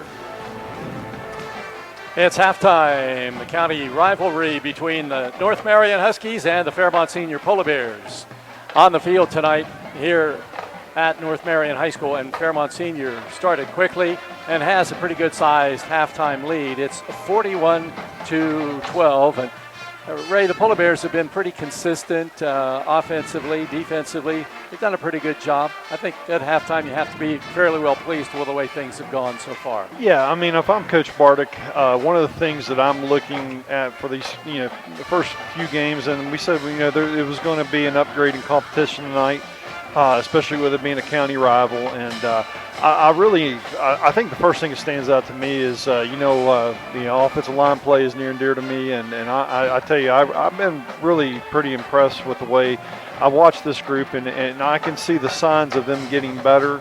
I just see the way that they're working together in tandem. And so, I'm sure Coach Gurrell has to be pleased. I know it's obviously not a finished product, but you can see their marked improvement, from that first game to this one, especially those guys that haven't had a lot of experience. I mean, you expect your older guys to be veteran guys, but the ones that are coming in now and playing, they're really coming along. I really have been pleased with that tonight. I think as the season started, you looked at this offensive line for the Polar Bears and you saw center Tristan Ramsey, and then to his right, Caleb Arbogast and Trevor Bigelow, two very experienced, high-quality linemen. And to the left, Deshaun Floyd, an inexperienced kid with good size. And to his left, a kid who came on strong near the end of the year last year when they were rotating players in. He played well near the end of the year, but there were still some questions on that side of the ball. Deshaun Floyd, Powers Dawson, and in so many prior years, there's been a rotation at one spot along the line. Yeah. Maybe not just to give somebody a rest, but because they weren't exactly pleased with the play. Right. But so far this year, we have seen no changes along the offensive line. Well, and that's a credit to the Coach Gurrell, and then Coach Bigelow is still working with them. I mean, I just think that the thing is that they're working together in tandem. Like what I'm seeing tonight, especially on the stretch running plays, the outside zones, they're so critical as far as I said earlier, like it needs to be like a wave, and that's what I'm seeing tonight from them. There's not a lot of leakage, and that's what's so important on those outside zone running plays. They've run a lot of those tonight, and Coach Sampson has done a really good job calling the game tonight. He's had a really good balance tonight with run and pass, the screen game. I mean, all that. It's been really good. And we mentioned Deshaun Floyd. A little bit of pressure for a kid like Deshaun. I mean, you've got brothers Dante and Darius, and Deshaun's got size. I mean, here's a kid who's 6'4", 310 pounds. And I know he worked really hard in the offseason. And there was some question how much he was going to put into it maybe a couple of years ago, but he really put the time in this past offseason. Well, I tell you, Jeff, I couldn't be happier for that kid. I've gotten to know him, and he's just a super, super good kid. And I think the thing is now is he's starting to put things together, and I knew he would, and he's just working really hard, and you can tell it's mattering to him, and you see the product of that on the field. He's really doing a good job, and everybody is. They're working really well together. When you've got a kid like that, and you take a look at Floyd and Dawson on the left side, what's the toughest thing for an offensive lineman, the toughest thing to achieve or to grow into as a lineman? The toughest thing is a combination block, because one of the things, that's where it takes rep after rep, but you're blocking a defensive lineman going to a linebacker, and a lot of times you want to leave that first guy to go to that linebacker, and that's where the miscommunication happens. But I see the way they're working together, they're getting to where they have more trust with each other, more reps together. And so you're seeing that they're getting movement on that first guy, and then at the last second moving up to that second level, going to that linebacker. So it's so critical to be able to block level one before you block level two.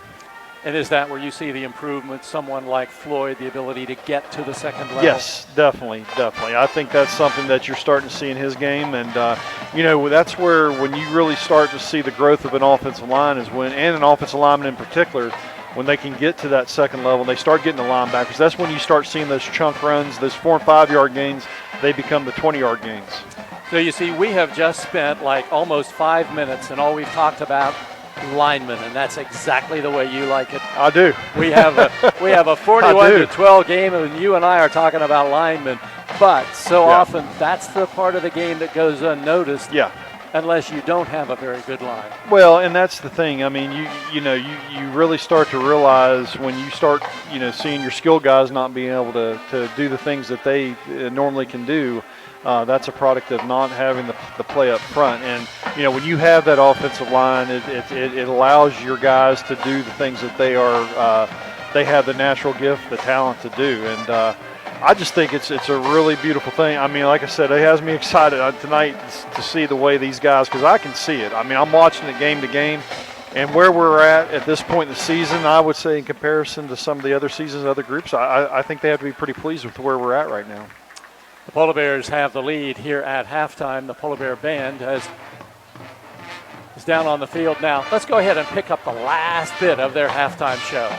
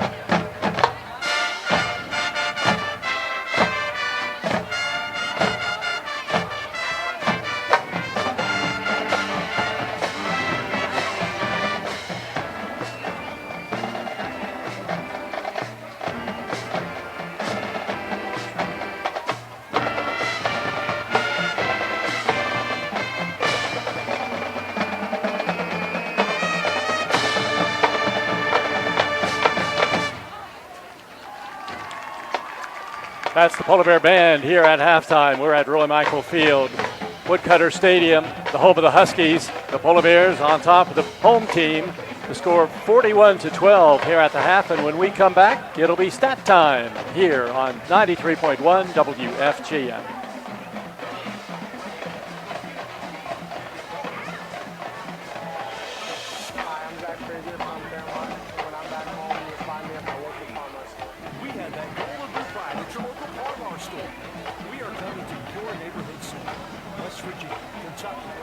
Pennsylvania and Maryland, we have you covered. Download the Parmar app and sign up for the Parmar Rewards card. Food, gas, groceries, and more. We are Golden Root proud, and we are Parmar stores. If there's not a Parmar store near you now, there will be soon. When it comes to vaping, the truth can get cloudy. So let's make it clear. Vaping is not safe for you. Because vaping can put microscopic particles into your lungs and dangerous things like metals into your body. And nicotine, which can harm a person's brain development through their mid-20s. With appealing flavors, high nicotine levels, and lots of promotion on social media. Many kids think vaping is harmless, but it's not. So talk to your kids about the risks of vaping. Because when you talk, they hear you. Learn more at underagedrinking.samhsa.gov. I'm Cora, and I'm 38, and I'm a WIC kid. I was a bigger kid. I was very active, but I've always been built bigger. So I stopped eating, and I would only eat like one meal a day. Knowing the foundation helped me have a better relationship because it's not the food, it's how you put it into your body. And eat healthier, eat right. WIC can help your family too. To learn more, visit wvdhr.gov/WIC. Apply today. Qualifications, rules, and limitations apply. Rates, rewards, and restrictions may vary by account. Contact institution for details. We are having such a good hair day. Selfie time! That's not a selfie. I'm taking a picture of this check I just got. With my institution's mobile deposit app, the money goes straight into my free Casasa checking account. So, a check selfie? A selfie? Oh no, not a thing. With state-of-the-art Casasa checking, you get cash rewards and nationwide ATM withdrawal fee refunds every month you qualify. Ask Fairmont Federal Credit Union about Casasa checking. Membership eligibility requirements may apply. Federally insured by NCUA. Now back to Polar Bear football on 93.1 WFGM, brought to you by your local Parmar store. Here's the voice of the Polar Bears, Jeff Carpenter. Tonight's halftime show brought to you by West Virginia Prevention Solutions, and we're at halftime where the Polar Bears are on top of the North Marion Huskies by the score of 41-12, and beside me to my left is Ray Frazier, and now we get a chance to talk about the NFL. Pittsburgh Steelers off to a fast start. You had a chance to sit back and relax and watch Zach and the Steelers play last week. Were you a little more relaxed watching him play in his second actual game? I mean, a little, but it's still, it's pretty humbling where he's at and what he's doing. But it's a challenge every week. There's not an easy team in the NFL. I mean, so every week's going to be a challenge. I can't remember. I remember you and I have discussions when we are on the air, and we have discussions when we're off the air, and sometimes I can't remember which was which. But I know we talked about how Zach felt after the game, his first ever NFL game last week, and I remember you talking about how he was about as sore, or maybe sorer than he had ever been. Yeah. Game 2. What's his response to that? Yeah, well, I think it's just it's getting better. I mean, because it's just I think it's just getting acclimated to everything. I mean, that's the biggest thing, and so much with those guys in the NFL is the recovery process, and I think that's something that they continue to work on and work through, and so obviously he takes that very serious, and so I think he's doing everything he can to be as ready as he can each week. It's something when you watch him play down through the years, he's always been playing with guys about his age. Of course, he was always young, playing against some older guys, but now there's a bigger age gap in the guys he's playing against now than he's ever experienced before. What's that like for him when he's going against some guys that have so much NFL experience? Yeah, I mean, obviously just a great deal of respect for the guys that he goes with, goes against each week. And, I mean, like the first week it was against a guy that had been in, I think, the league for 10 years. I mean, just a phenomenal player. And, I mean, obviously just a tremendous amount of respect for everybody you go against, whether they're a first or second year player or a 10-year veteran. I mean, it's just, you're just, each week, it doesn't matter who you face. It's just, you're going to have to be at your absolute best each week because of the level that you face every week. For so many rookies, that first year is so stressful because, you're working as hard as you can to make sure you can hang on and be a part of the team. Yeah. My guess is with Zach, there's a little more relaxation if you can ever have that, because he's got a pretty secure spot right now, and he's not having to worry what's going to happen down the road right now because he seems to have a pretty good secure spot with the Steelers. Well, he will never approach anything like that. I mean, he's always going to have the mentality that he's got to outwork the next guy and outwork anybody he faces. So I think that's one of the things that's one of his trademarks is he's never going to be satisfied with where he's at. So that's just the way he is. I know him, so every week he's going to come back even harder. I mean, I know he's preparing even harder than he did last week. So I mean, that's just the mentality he has. First home game coming up this weekend, and that's got to be exciting. Oh yeah, that's going to be tremendous. I mean, I know. I think I saw a clip this week where they kind of had, I think one of the players, I think it was Highsmith, I think, that kind of had the rookies, and they were kind of, he was kind of preparing them for some of the things that they were going to encounter this week. And of course they've got to experience the preseason, but this will be an experience like none other. I mean, to play an actual regular season game at Extra Stadium. I mean, I know these rookies can't wait. We know when the college teams played, we know how you had the opportunity to see Zach post game. Is it the same way at this level now? I tell you, one of the things, especially I know with the away games in the NFL, they move things pretty quick. When they're ready to get out of a town and move on and get back, they don't play around. So I think it's, to answer your question, no, I don't think it's exactly the same. I think it's more, business-like and it's because this is their job. I mean, this is not something that you're going to give a lot of time to, like maybe in college that you would have. But that's the thing. I think everybody's learned. I mean, it's a job. It's your job now. It's halftime here at Roy Michael Field. The Husky band concluding its performance. We're almost ready for the start of the second half. And when we come back, we will get to the first half stats. The score at the half: Fairmont Senior 41, North Marion 12 on 93.1 WFGM. Qualifications and rules apply. See institution for details. Last play of the game, folks. And the snap, drops back. Whoa, changes mind. Down the sideline. The 40, the 30, the 20, the 10. Kasasa! Unbelievable! Did you see that? Kasasa! Not to be a buzzkill, but what's Kasasa? We're glad you asked that. Kasasa. It's a catchy word for earning cash. Free Kasasa checking rewards you in cash. See your friends at Fairmont Federal Credit Union and ask for Kasasa checking. Membership eligibility requirements may apply. Federally insured by the NCUA. Your trusted name in commercial restoration across the Mid-Atlantic for over 30 years, Rebuilders is here to help you get back to business with pre-disaster plans. Family-owned and IICRC certified, our PDPs offer peace of mind before disaster with same-day dry, secure, and clean guarantees to minimize costly downtime. Disasters don't plan, but you can. Contact Rebuilders today to protect your properties with a pre-disaster plan. Rebuilders Commercial Restoration, helping you get back to business. Hey everyone, it's time to say goodbye to summer and drive into fall. And a new Ken Ginley Kia will double your down payment up to a total of $5,000. We've got a great selection. 24 Kia Telluride, $299 lease per month. Celtics, $139 lease per month. Forte, $89 lease per month. That's $89 a month. These are 24-month leases with $34.95 due at signing, 10K miles per year, no security deposit required. Got a trade? If you owe $5, $7, or even $10,000 more than it's worth, we want to pay it off and get you into a new Kia at Ken Ginley Kia. 10 minutes from Clarksburg and 25 minutes from Morgantown. At I-79, exit 125 in Bridgeport. KenGinleyKiaClarksburg.com. Tell them McKinsey sent you, because I want to see you in a Ken Ginley Kia. KMA rebates assigned to dealer plus tax tag title and not fee. Go to KMA.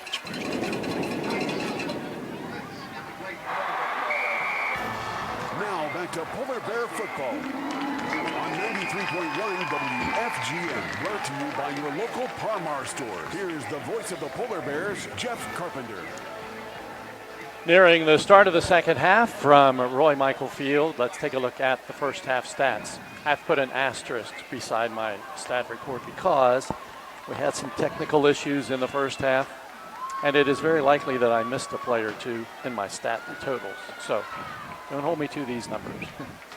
First of all, for the Polar Bears, rushing yards in the first half, 190 for North Marion, 26. Through the air, the Polar Bears completed 17 of 13 passes for 159 yards. North Marion completed 5 of 8 passes for 94 yards. Total offense, Fairmont 349, North Marion 120. Individually, the leading rusher for the Polar Bears is their quarterback, Brody Whitehair, who's carried the ball 3 times for 86 yards, but he got a big jump on his teammates when he ran his first carry for 69 yards and a touchdown. He's carried the ball 2 times since then. And for North Marion, they have struggled to run the ball effectively tonight.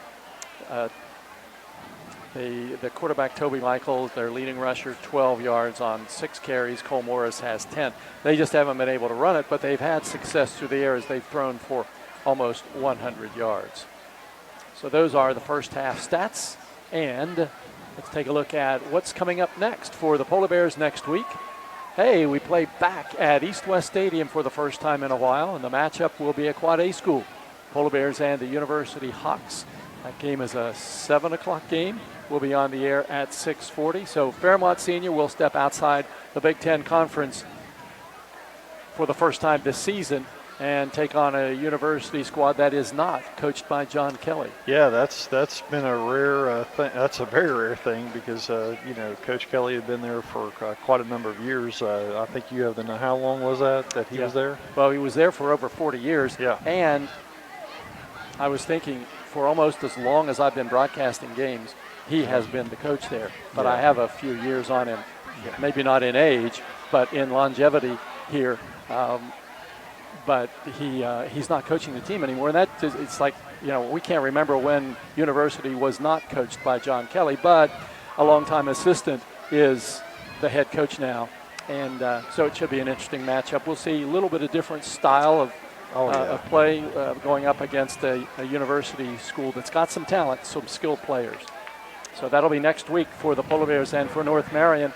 They will be back at home against the Lincoln Cougars. Back in the days when I was broadcasting North Marion games, we had a game at Lincoln that turned into a all-out brawl, and the two couldn't play each other for the rest of the time that I was there. Yeah, I think I remember, I mean, obviously that was before my time, but I remember hearing about it. What do you mean? You don't have to say obviously it was before your time. You could have just said, I think it was before my time. That's a little better. Yes, and that would have been back in the early 80s. That was a big rivalry between North Marion and Lincoln, because when you think about it, I mean, it's as close to North Marion as Fairmont is to North Marion. A lot of those kids could either go to North Marion or Lincoln, and they live close together. So that was a big, very intense rivalry, but not so much that way anymore between those two schools.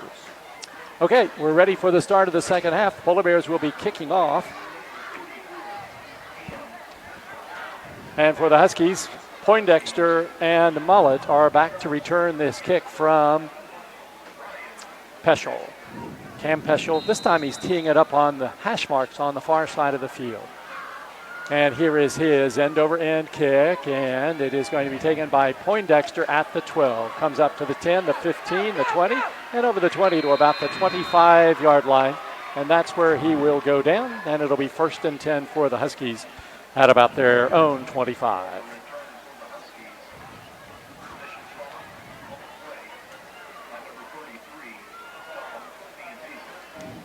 For the Polar Bears, same group starting along that defensive line.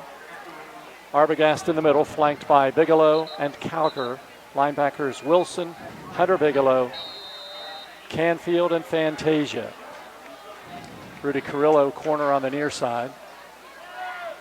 And it's 1st down 10 for North Marion, and a flag at the line of scrimmage. Offsides against the Polar Bears, lining up offsides.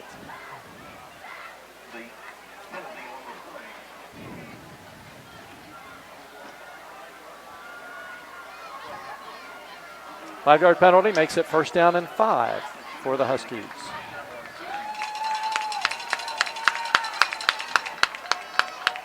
So the ball comes up to the 30-yard line. And the Huskies have Anderson wide to the near side. Quarterback is Toby Michael. Michael hands it off, and Mullet slips and goes down at about the 25-yard line. He wasn't going to get much anyway, but he slipped and went down for a loss of 4. Yeah, just way too much penetration by Arbogast. Just pushed the center back into the backfield. It was just incredible play by him. I think I'd prefer to slip than get hit by Trevor. 2nd down 9 for North Marion now. And again, Anderson wide to the near side. Hess goes wide to the left to the right along with Collins.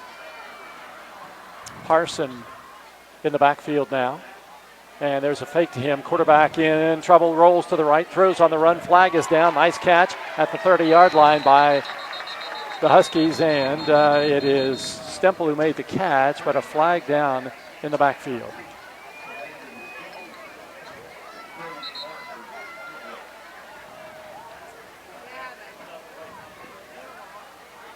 Flight thrown back inside the 20-yard line where the quarterback was. Holding is the call against North Marion. Yeah, I think that was one of those where it was probably a good penalty because I think he was just trying to protect his quarterback.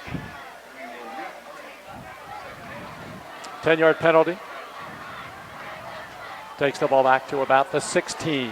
They need to get to the 35 for a first down. So let's say 2nd and 19 coming up for North Marion now.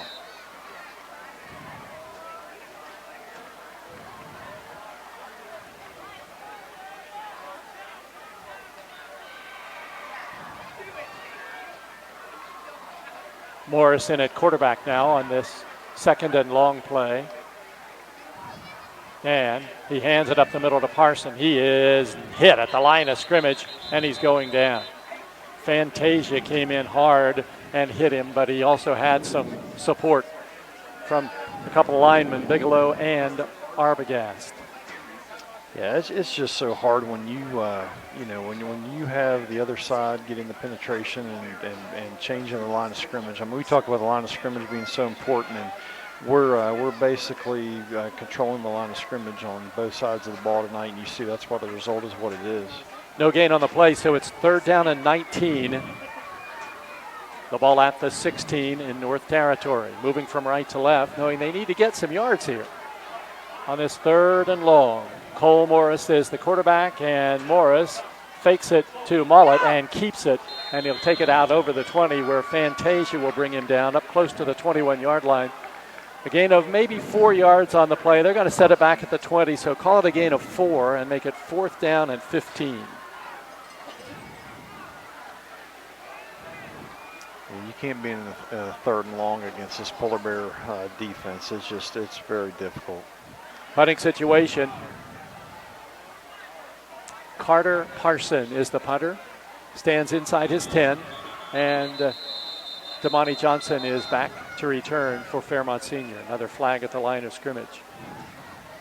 We've seen a lot of those tonight.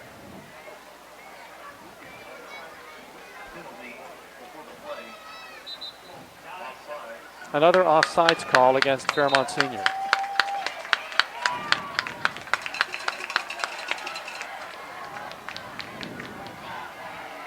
It's the 3rd time tonight the Bears have been hit for scrimmage, penalty at the line of scrimmage. It's 4th and 10 now. Parson ready to punt. The line of scrimmage is the 25. Punts it away. Punter goes down, but I think nobody touched him. And the punt will roll down at about the 41-yard line. Trainer coming out to take a look at him. Where's the flag? Yeah, that's one of those where the play where the momentum of somebody else carried into the punter, and that's what it looks like happened on that play. That's why the no call.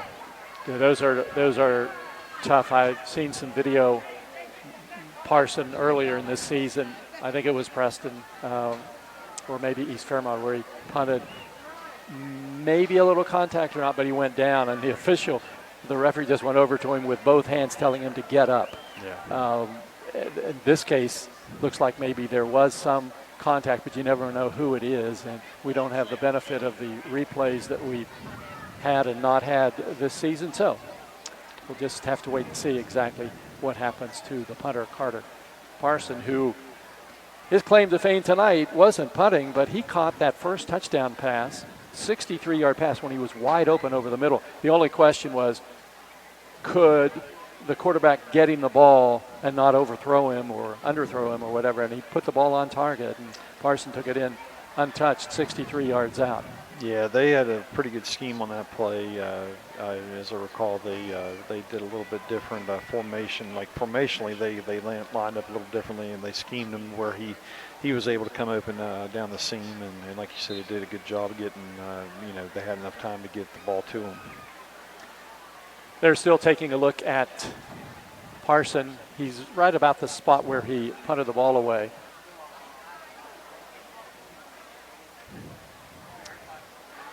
When I look at some of the past games, I try to come up with one that I think, oh, I remember this one. Because you know, Ray, I have seen every one of the games in this series. between these two teams. But I remember 2015, I was at East-West Stadium. We'd had a lightning postponement the night before. We played an afternoon game. Dom Smith threw for 7 first half touchdowns. The Polar Bears led 55-3 at halftime. Yeah, I remember that. Bryson Gilbert ran for 127 yards on just 5 carries. Was that the game when he hurdled?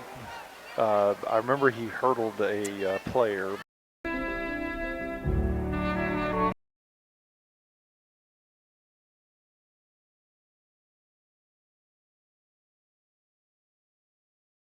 Play Yeah. quarterback, and he just became like a record-setting yeah. quarterback for the Polar Bears, and nobody has ever topped that. 7 touchdown passes in the first half. Yeah, what a tremendous player. I mean, I just remember and the thing about him is also, you know, with him, you know, just his competitive spirit, how competitive he was. I mean, you remember that about him. I just remember how hard he played.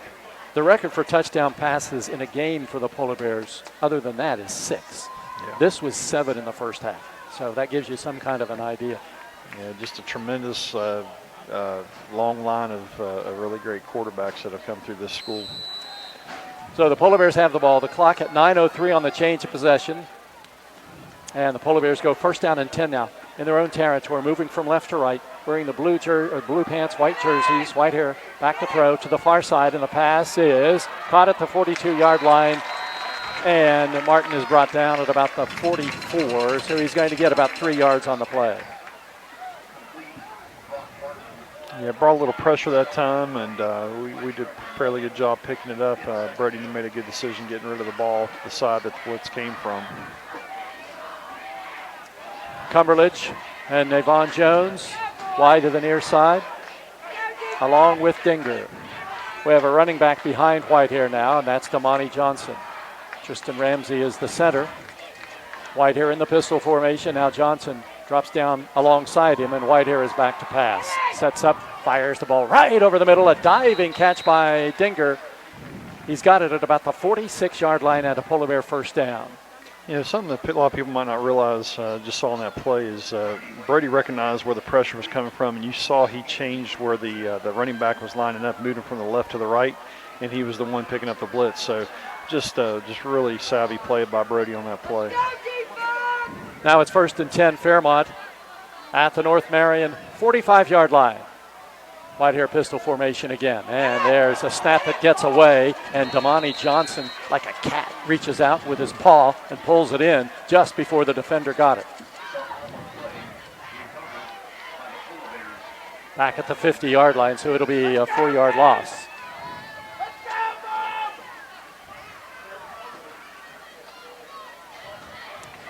Right at the 50 in the center of the field.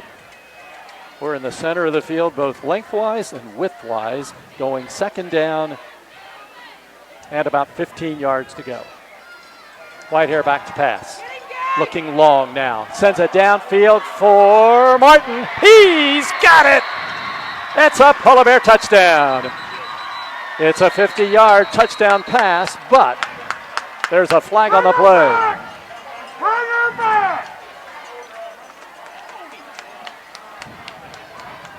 Yeah, it looks like it's coming back. I don't know what the call was. It was pretty well executed in the passing game, but looks like they're going to get us for something here.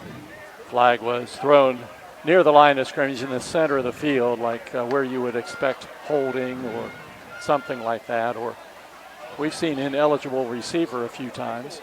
Well, now let's see. Now they say it is a touchdown. Personal foul, Fairmont Senior. And it'll be assessed on the kick. So, a touchdown, and it counts. 50-yard touchdown pass from Whitehair to Martin. We're so used to these touchdowns being nullified. You see a flag, you think, oh, it's coming back. But it didn't, and Whitehair gets the TD pass to Brock Martin, 50 yards out.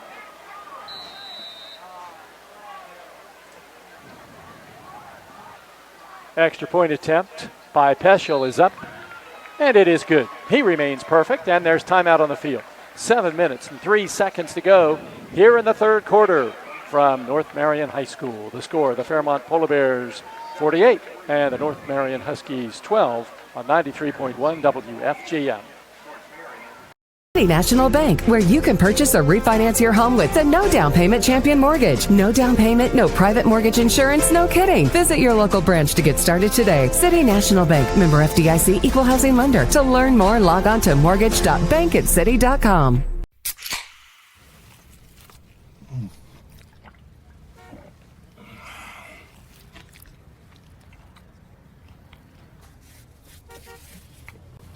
Sandwiches, better with Pepsi.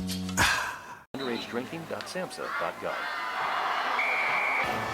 Now back to Polar Bear football on 93.1 WFGM, brought to you by your local Parmar store. Here's the voice of the Polar Bears, Jeff Carpenter.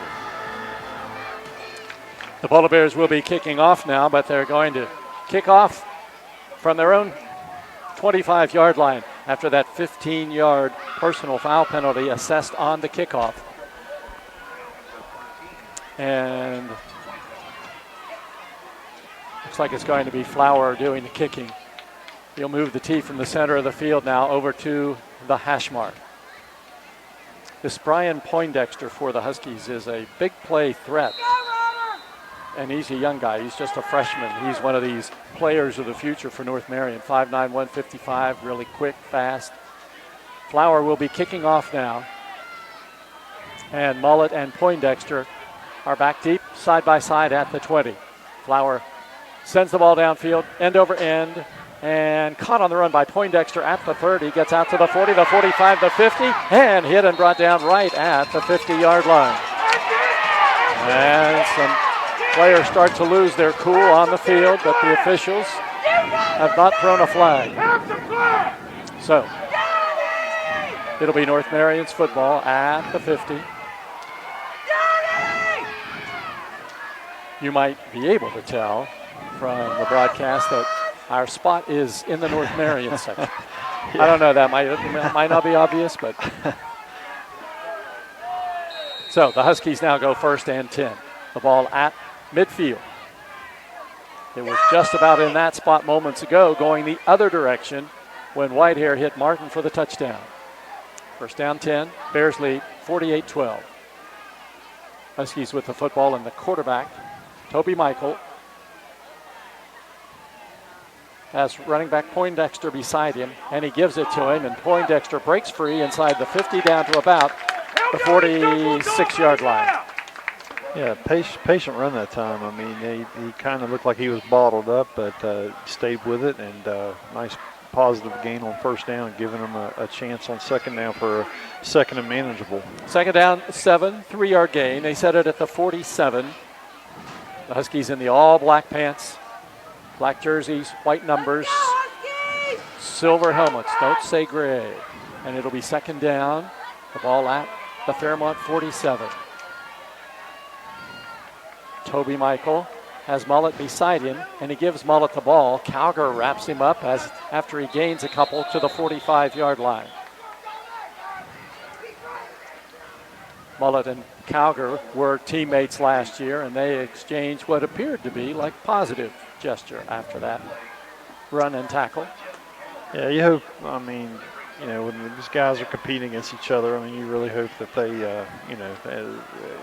they compete hard against each other, but compete with respect for each other.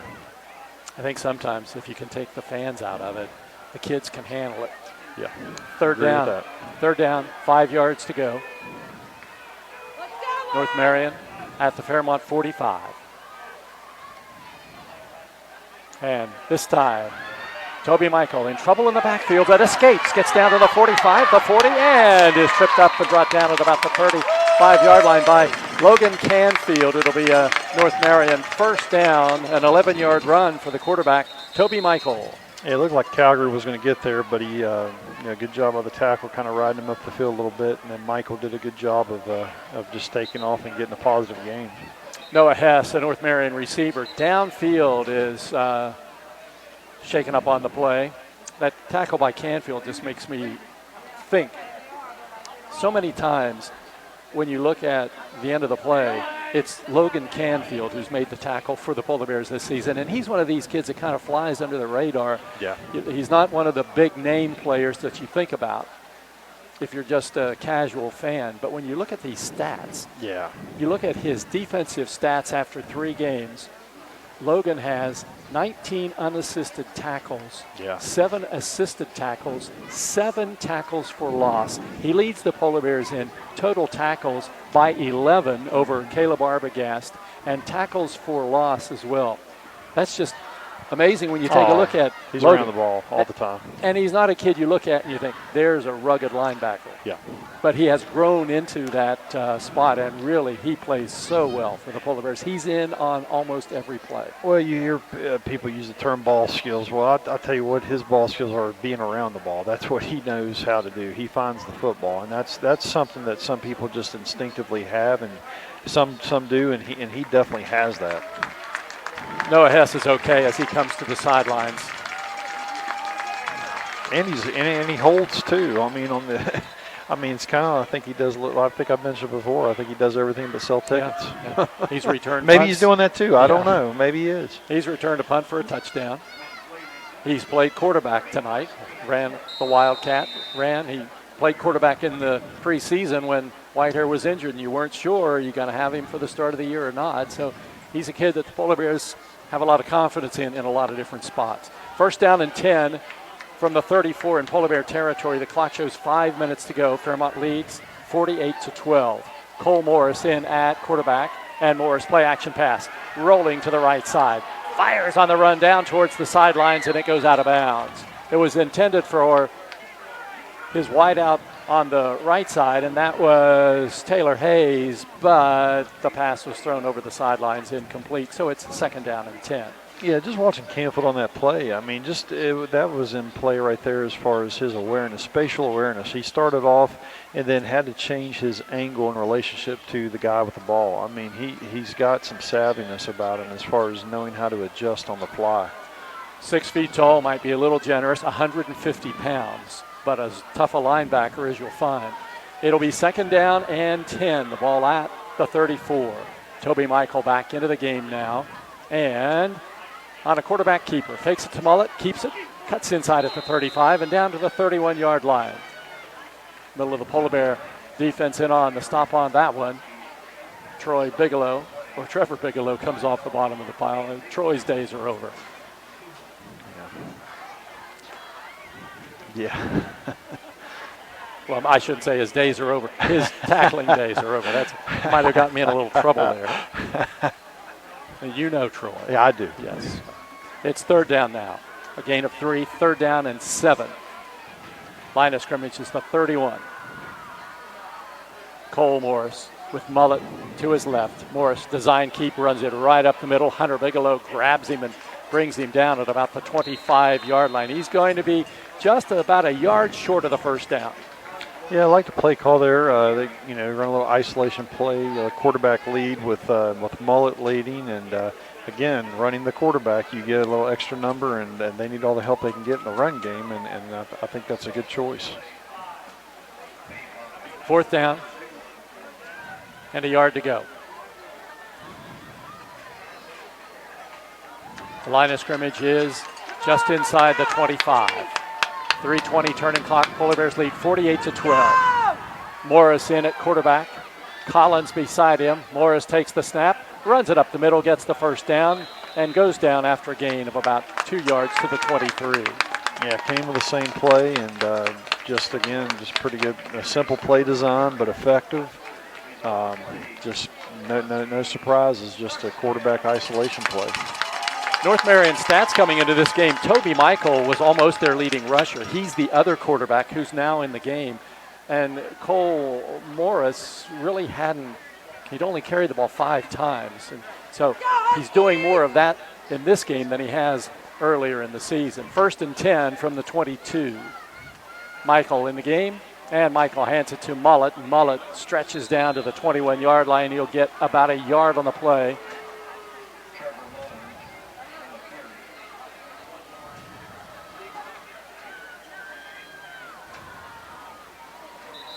Canfield in on the tackle for the Polar Bears, and now we have another North Marion player shaken up. Be about a 1-yard gain. And we have another cramp down on the field. Don't forget, next week, the Polar Bears back home at East West Stadium. University is the opponent. Kickoff is set for 7 o'clock. We'll be on the air at 20 till 7.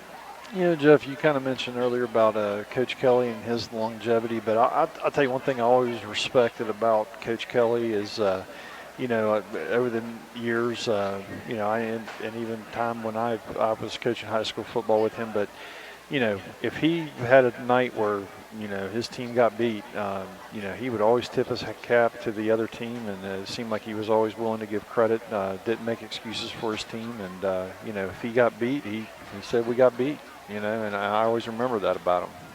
I'll tell you one other thing. I always appreciated. Didn't happen a lot, though. He had a lot of success. Yes, he did. But prior to each game, I would try to call each coach and have a conversation with them, get an idea of how things are going. And some of them won't ever call you back. Yeah. He would always call me back. Yeah. Regardless of when I had called him, he'd always call me back. And one year, I didn't reach him, and he saw me before the game. He said, "Hey, how come you didn't call me this year?" It's like, you know, he was always expecting it, and he was always good about that, and I appreciate it. Well, and I think if you're really in this for a long time, I mean, you know, it takes everybody, and you have respect for what everybody's trying to do and trying to accomplish and promote the sport, and it ultimately benefits everybody.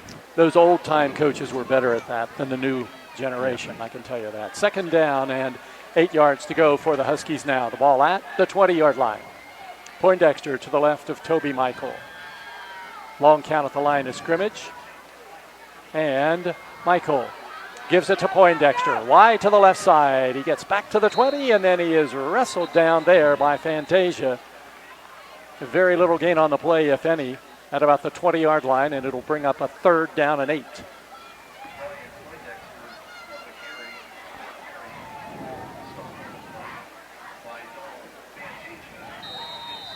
Clock turns inside 2 minutes. Fairmont Senior 48, North Marion 12. The Polar Bears led 41-12 at halftime. Fairmont has won 21 in a row in this series. 2 receivers wide to the left, 1 to the right. 3rd down, 8 yards to go. Toby Michael hands it off, and Collins gets it, and Collins is grabbed by the Polar Bears' Atkinson. Yeah, nice play by Atkinson. You know, good use of hands that time. It almost looked like he was trying to strip the ball. It looked like he was maybe going to cause a fumble on that play. At the 18-yard line now, it's going to be 4th down for the Huskies. Quentin Atkinson making the tackle. He is a 6'2", 280-pound senior. 4th down play coming up for the Huskies. 4th and 6. Poindexter shifts from the left to the right of Michael, who takes the snap, and he's back to pass, getting big-time pressure. Throws off balance, and the pass is caught at the 25-yard line. Let's see who caught it. It was caught by Landon Stemple for a loss, and the Polar Bears will take over at about the 26-yard line. Yeah, just no chance. You know, it's been that way all night. There's just been no opportunity for a passing game, and that's made them so one-dimensional tonight, and you can't do that against this Polar Bear defense. It's hard enough as it is. So Fairmont gets the football. 44 seconds on the clock here in the 3rd quarter.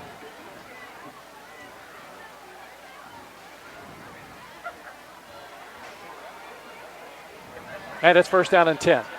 The line of scrimmage, the 26-yard line. Fairmont moves from left to right. Martin and Dinger wideouts to the left side. And there is the end around coming to Brock Martin. He's hit at the line of scrimmage at the 25. He can't get free, and he's going to be brought down right at about the 24-yard line. He'll lose 2 on the play. Yeah, credit North Marion on that play. They kind of run that, it's I guess like the Tavon pass where they used to do at West Virginia, and they really good pursuit to the football. So -2 on the pass play. And so Brody's now 222 passing yards tonight. Yeah, that would always amaze me, though. That's a completed pass, but that's the rule. Yeah, it kind of skews the stats because it's not a pass that you'll incomplete a lot of times. Yeah. The third quarter has come to an end from Roy Michael Field. The score, Fairmont Senior 48, North Marion 12, here on 93.1 WFGM. Hi, this is Meredith Mayer from Fairmont, West Virginia, and when I'm back home, you can find me at my local Par-Mar store. We had that thundering herd pride at your local Par-Mar stores. We are over 200 stores strong and growing. Download the Par-Mar app for even more savings and sign up for the Par-Mar rewards card. Whether it's food, gas, or groceries, we have you covered. We are Marshall and we are Par-Mar stores. If there's not a Par-Mar store near you now, there will be soon. Here at the Cracker Barrel, home-style food and great value go hand in hand, with favorites like slow-simmered chicken and dumplings starting at $7.99, or perfectly golden fluffy buttermilk pancakes with your own bottle of warm syrup. Come fill up on favorites without emptying your wallet. Cracker Barrel. Take care now. In surrounding areas, call 304-296-2549. Bridgeport and surrounding areas, call 304-842-5931. Now back to Polar Bear football on 93.1 WFGM, brought to you by your local Par-Mar store. Here's the voice of the Polar Bears, Jeff Carpenter. We start the fourth quarter, the ball at the 24-yard line, and Chris Wilson takes it up the middle, out over the 25, the 30, and close to the 35. They're going to mark it over the 35 at the 36. Yeah, very well blocked by the Polar Bear offensive line. Just really well executed inside zone running play. 12-yard gain for Chris Wilson. Another first down for the Polar Bears, and the ball is at the 36. Fairmont leads at 48-12. Whitehair in the pistol formation, and he gives it to Wilson. Wilson in the backfield in trouble, breaks a tackle, then is hit hard, and he goes down. Brady Anderson, big hit defensively for the Huskies after a 2-yard gain for Chris Wilson.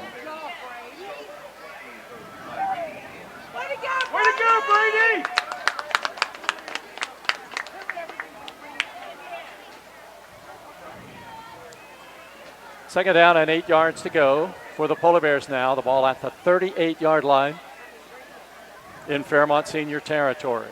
Brock Martin is a wide out to the near side.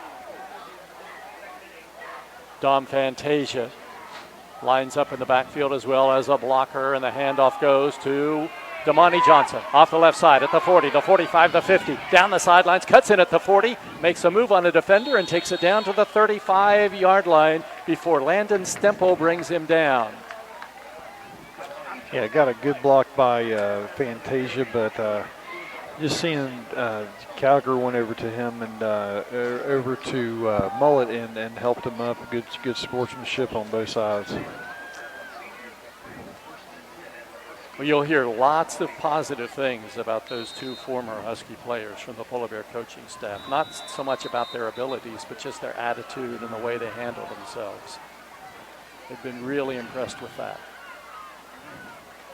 Sideline warning called against Fairmont Senior. Hey everyone, so it's going to be first down, to summer 10 yards to go. The ball at the 35-yard line. We'll double your down payment up to a total Whitehair in the pistol formation. In motion, Dinger, little shovel pass to Dinger, wide to the right side, and he's dragged down and goes down at about the 36-yard line. It'll be a 1-yard loss on that shovel pass to Cannon Dinger. 1-yard loss, so last two passes for Brody Whitehair have gone for negative yards. And it's going to be second down for the Polar Bears. Second and 11. Line of scrimmage is the 36-yard line. Wide out to the near side is Brock Martin. And Whitehair in the shotgun formation takes the snap, and he gives it to Damani Johnson off the left side. Damani into the 40, into the 35, the 30, down the sidelines at the 20, hit and run out of bounds inside the 20-yard line.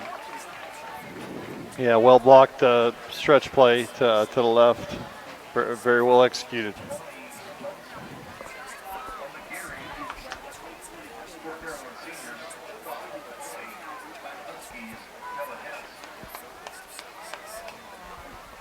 So it's going to be first down, 10 yards to go now.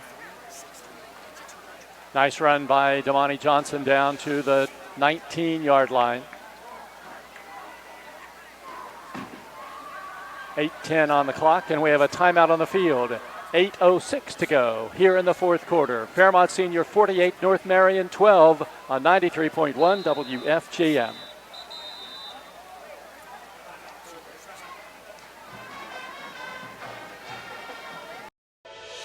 Hi, my name's Zach Frazier, and I'm from Fairmont, West Virginia. And when I'm back at home in Fairmont, you'll find me at my local Parmar store. We had that Golden Boot pride at Parmar.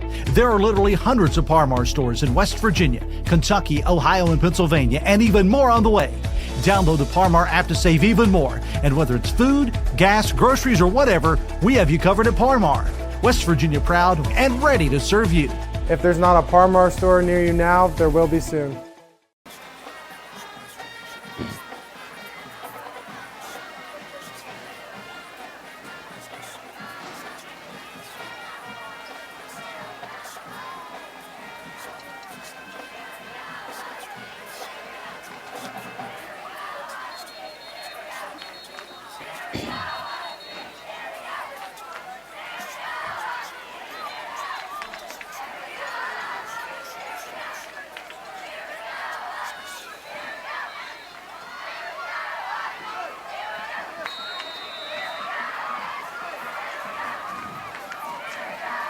.7:53 on the clock. We're in the fourth quarter. We're in a running clock situation. The Polar Bears lead 48-12.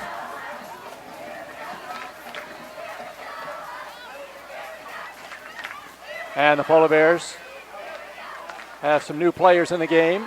Dominic Trotta at quarterback gives it to Christian Rapchek. Rapchek off the right side gets good yardage inside the 20, the 15, and down at about the 13-yard line. He's going to get 6 yards on the play.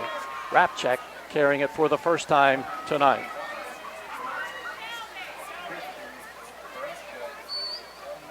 Second down for the Polar Bears. 4 yards to go. Ball at the North Marion 13. Next week, East-West Stadium is the site and University is the opponent. Wide to the right side. Polar Bears have 2 receivers wide to the right, 1 wide to the left. Jordan Wagner in the backfield behind freshman quarterback Dominic Trotta. He hands it off to Wagner, wide to the right. Wagner is hit at the line of scrimmage, falls forward maybe for a yard down to the 12. It'll bring up a third down for the Polar Bears.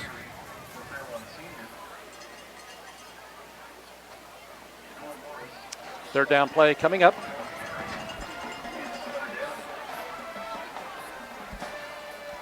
Wagner checks out. Christian Rapchek back into the game. Keener is the center. Apanowitz, guard on the one side, and Abercrombie on the other. Hayhurst, tackle on the near side. And the handoff goes up the middle to Rapchek. That's inside the 10 and down close to the 5-yard line. He'll have enough for a Polar Bear first down.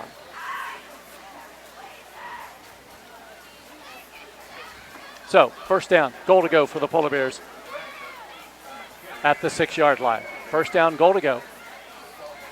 Polar Bears with a 48-12 lead. Running clock, 5:34 to go.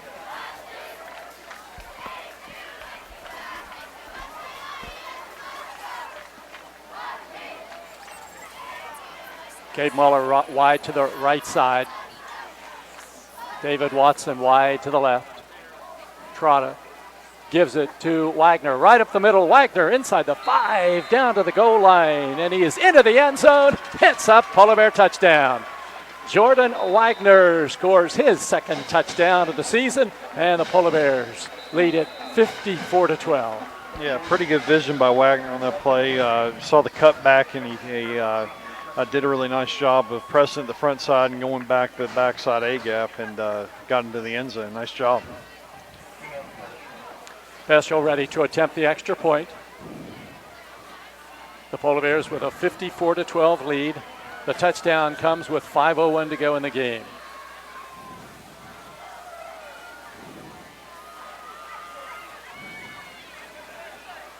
Extra point is up, and it is good. And there's timeout on the field. 5:01 left. The score: Fairmont Senior 55, North Marion 12 on 93.1 WFGM.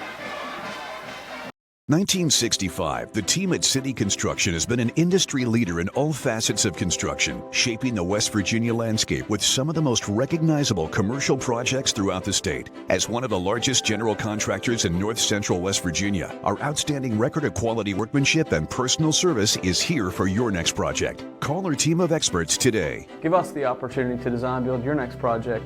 City Construction Company, West Virginia proud since 1965.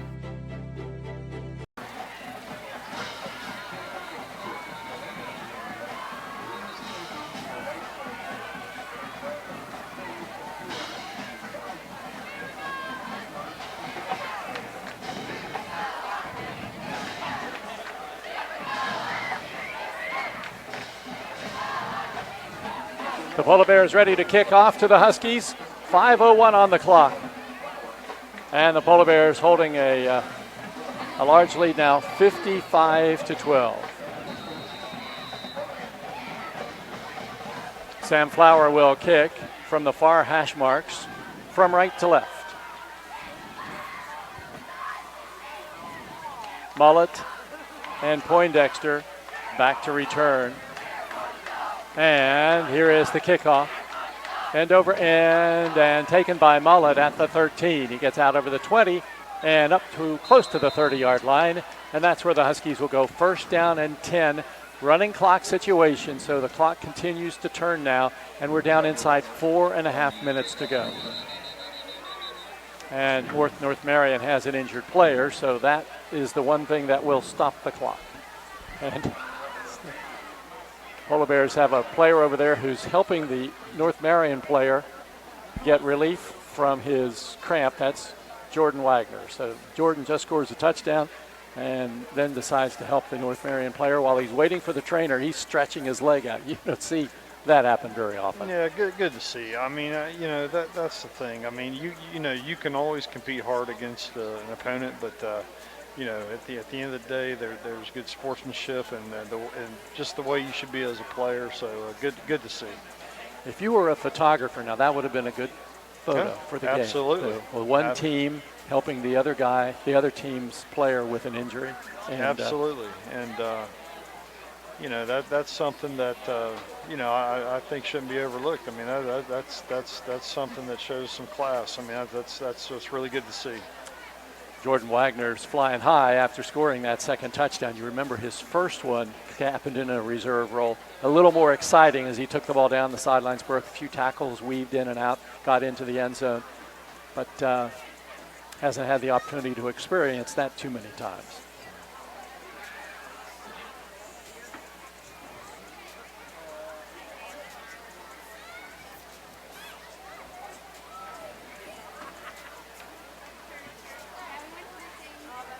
We talked about Darren Hayes and what he's done at North Marion, and record coming into this game overall 85-77.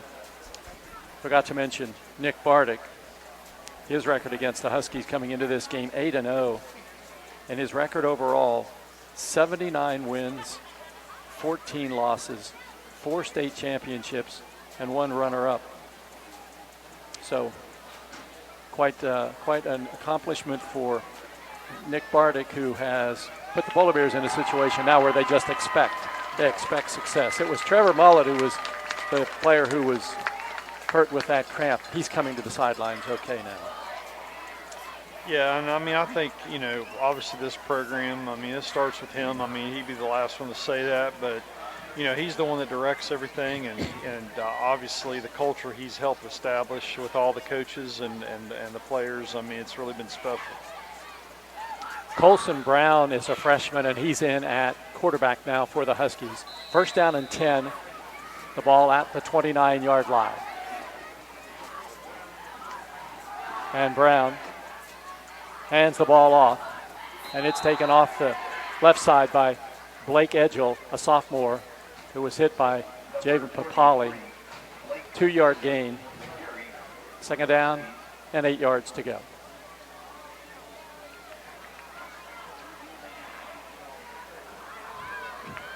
When you have a running clock, it's amazing how it does shorten the game. Yeah. We're already down to about a minute from their last play. Brown, the quarterback. Brown, another handoff, and taken right up the middle for maybe a half a yard, but not very much, and that was Edgell again. Yeah, we've said this all year. When this Polar Bear team brings in the young guys, I mean, as far as the assignments and how they play, there's really just not a lot of drop-off, and that's something very positive to see. Third down, 8 yards to go. No gain on that last carry. We're down to 3:10 left. Polar Bears 55, North Marion 12. The streak will continue. Brown, the quarterback, gets a high snap, and he's keeping it. Rolls to the left, fires downfield. The pass is incomplete. Flag is thrown. Jordan, the pass was intended for Tristan Music, and the Polar Bears had Jason Walker defending on the play, and a flag was thrown in the area where you might think pass interference. Yeah, it looked like he got a little early. It looked like he kind of tackled him before the football got there. They do stop the clock for a situation like this. It is pass interference against the Polar Bears, and it is a first down for the Huskies, which will bring the ball almost to midfield. Set it down at the 46-yard line in Husky territory.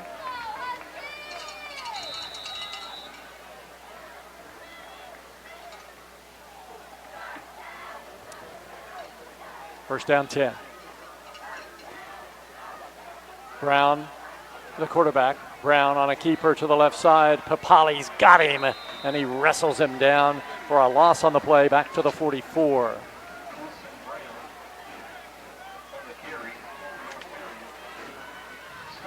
So Papali for the Polar Bears, 6'4", 230 pounds. So many of these Polar Bear players who are in the game right now would be starting for most every team the Polar Bears have played so far. Without a doubt. Very talented group that's in the game right now. Second down and 12 from the 44. Brown back to pass, backside pressure coming, and Bracero's got him. The ball pops loose, and let's see what the officials say. Jackson Lowther ended up with the football. It'll be a sack, and North maintains possession. Sack back to the 36, so an 8-yard loss for Colson Brown. Yeah, just relentless pressure by that Polar Bear front seven. They're just relentless getting to the ball carrier. Atkinson in the middle, Bracero on one side, Papali on the other. These are all second-line players for the Polar Bears now. Colson Brown, high snap, and he hands it off, and a big loss as the ball's taken by Edgell, and he's dropped behind the line of scrimmage. Going to bring up a fourth down, and the game clock is down to 1:05 to go. Yeah, still say these reps for these second guys are very important, because some of these guys, as they make this playoff push, they will emerge as contributors. North Marion now fourth down and 20. They'll not punt, obviously, this late in the game with inside a minute to go. Colson Brown out of the shotgun, trying to milk the play clock. Draw the Polar Bears off sides. That doesn't work. And a timeout called by North Marion with 28 seconds to go. Timeout Huskies, 28 seconds left. The score, Fairmont Senior 55, North Marion 12 on 93.1 WFGM. Hi, my name's Zach Frazier and I'm from Fairmont, West Virginia. And when I'm back at home in Fairmont, you'll find me at my local Par-Mar store. We had that Golden Boot pride at Par-Mar. There are literally hundreds of Par-Mar stores in West Virginia, Kentucky, Ohio, and Pennsylvania, and even more on the way. Download the Par-Mar app to save even more. And whether it's food, gas, groceries, or whatever, we have you covered at Par-Mar. West Virginia proud and ready to serve you. If there's not a Par-Mar store near you now, there will be soon.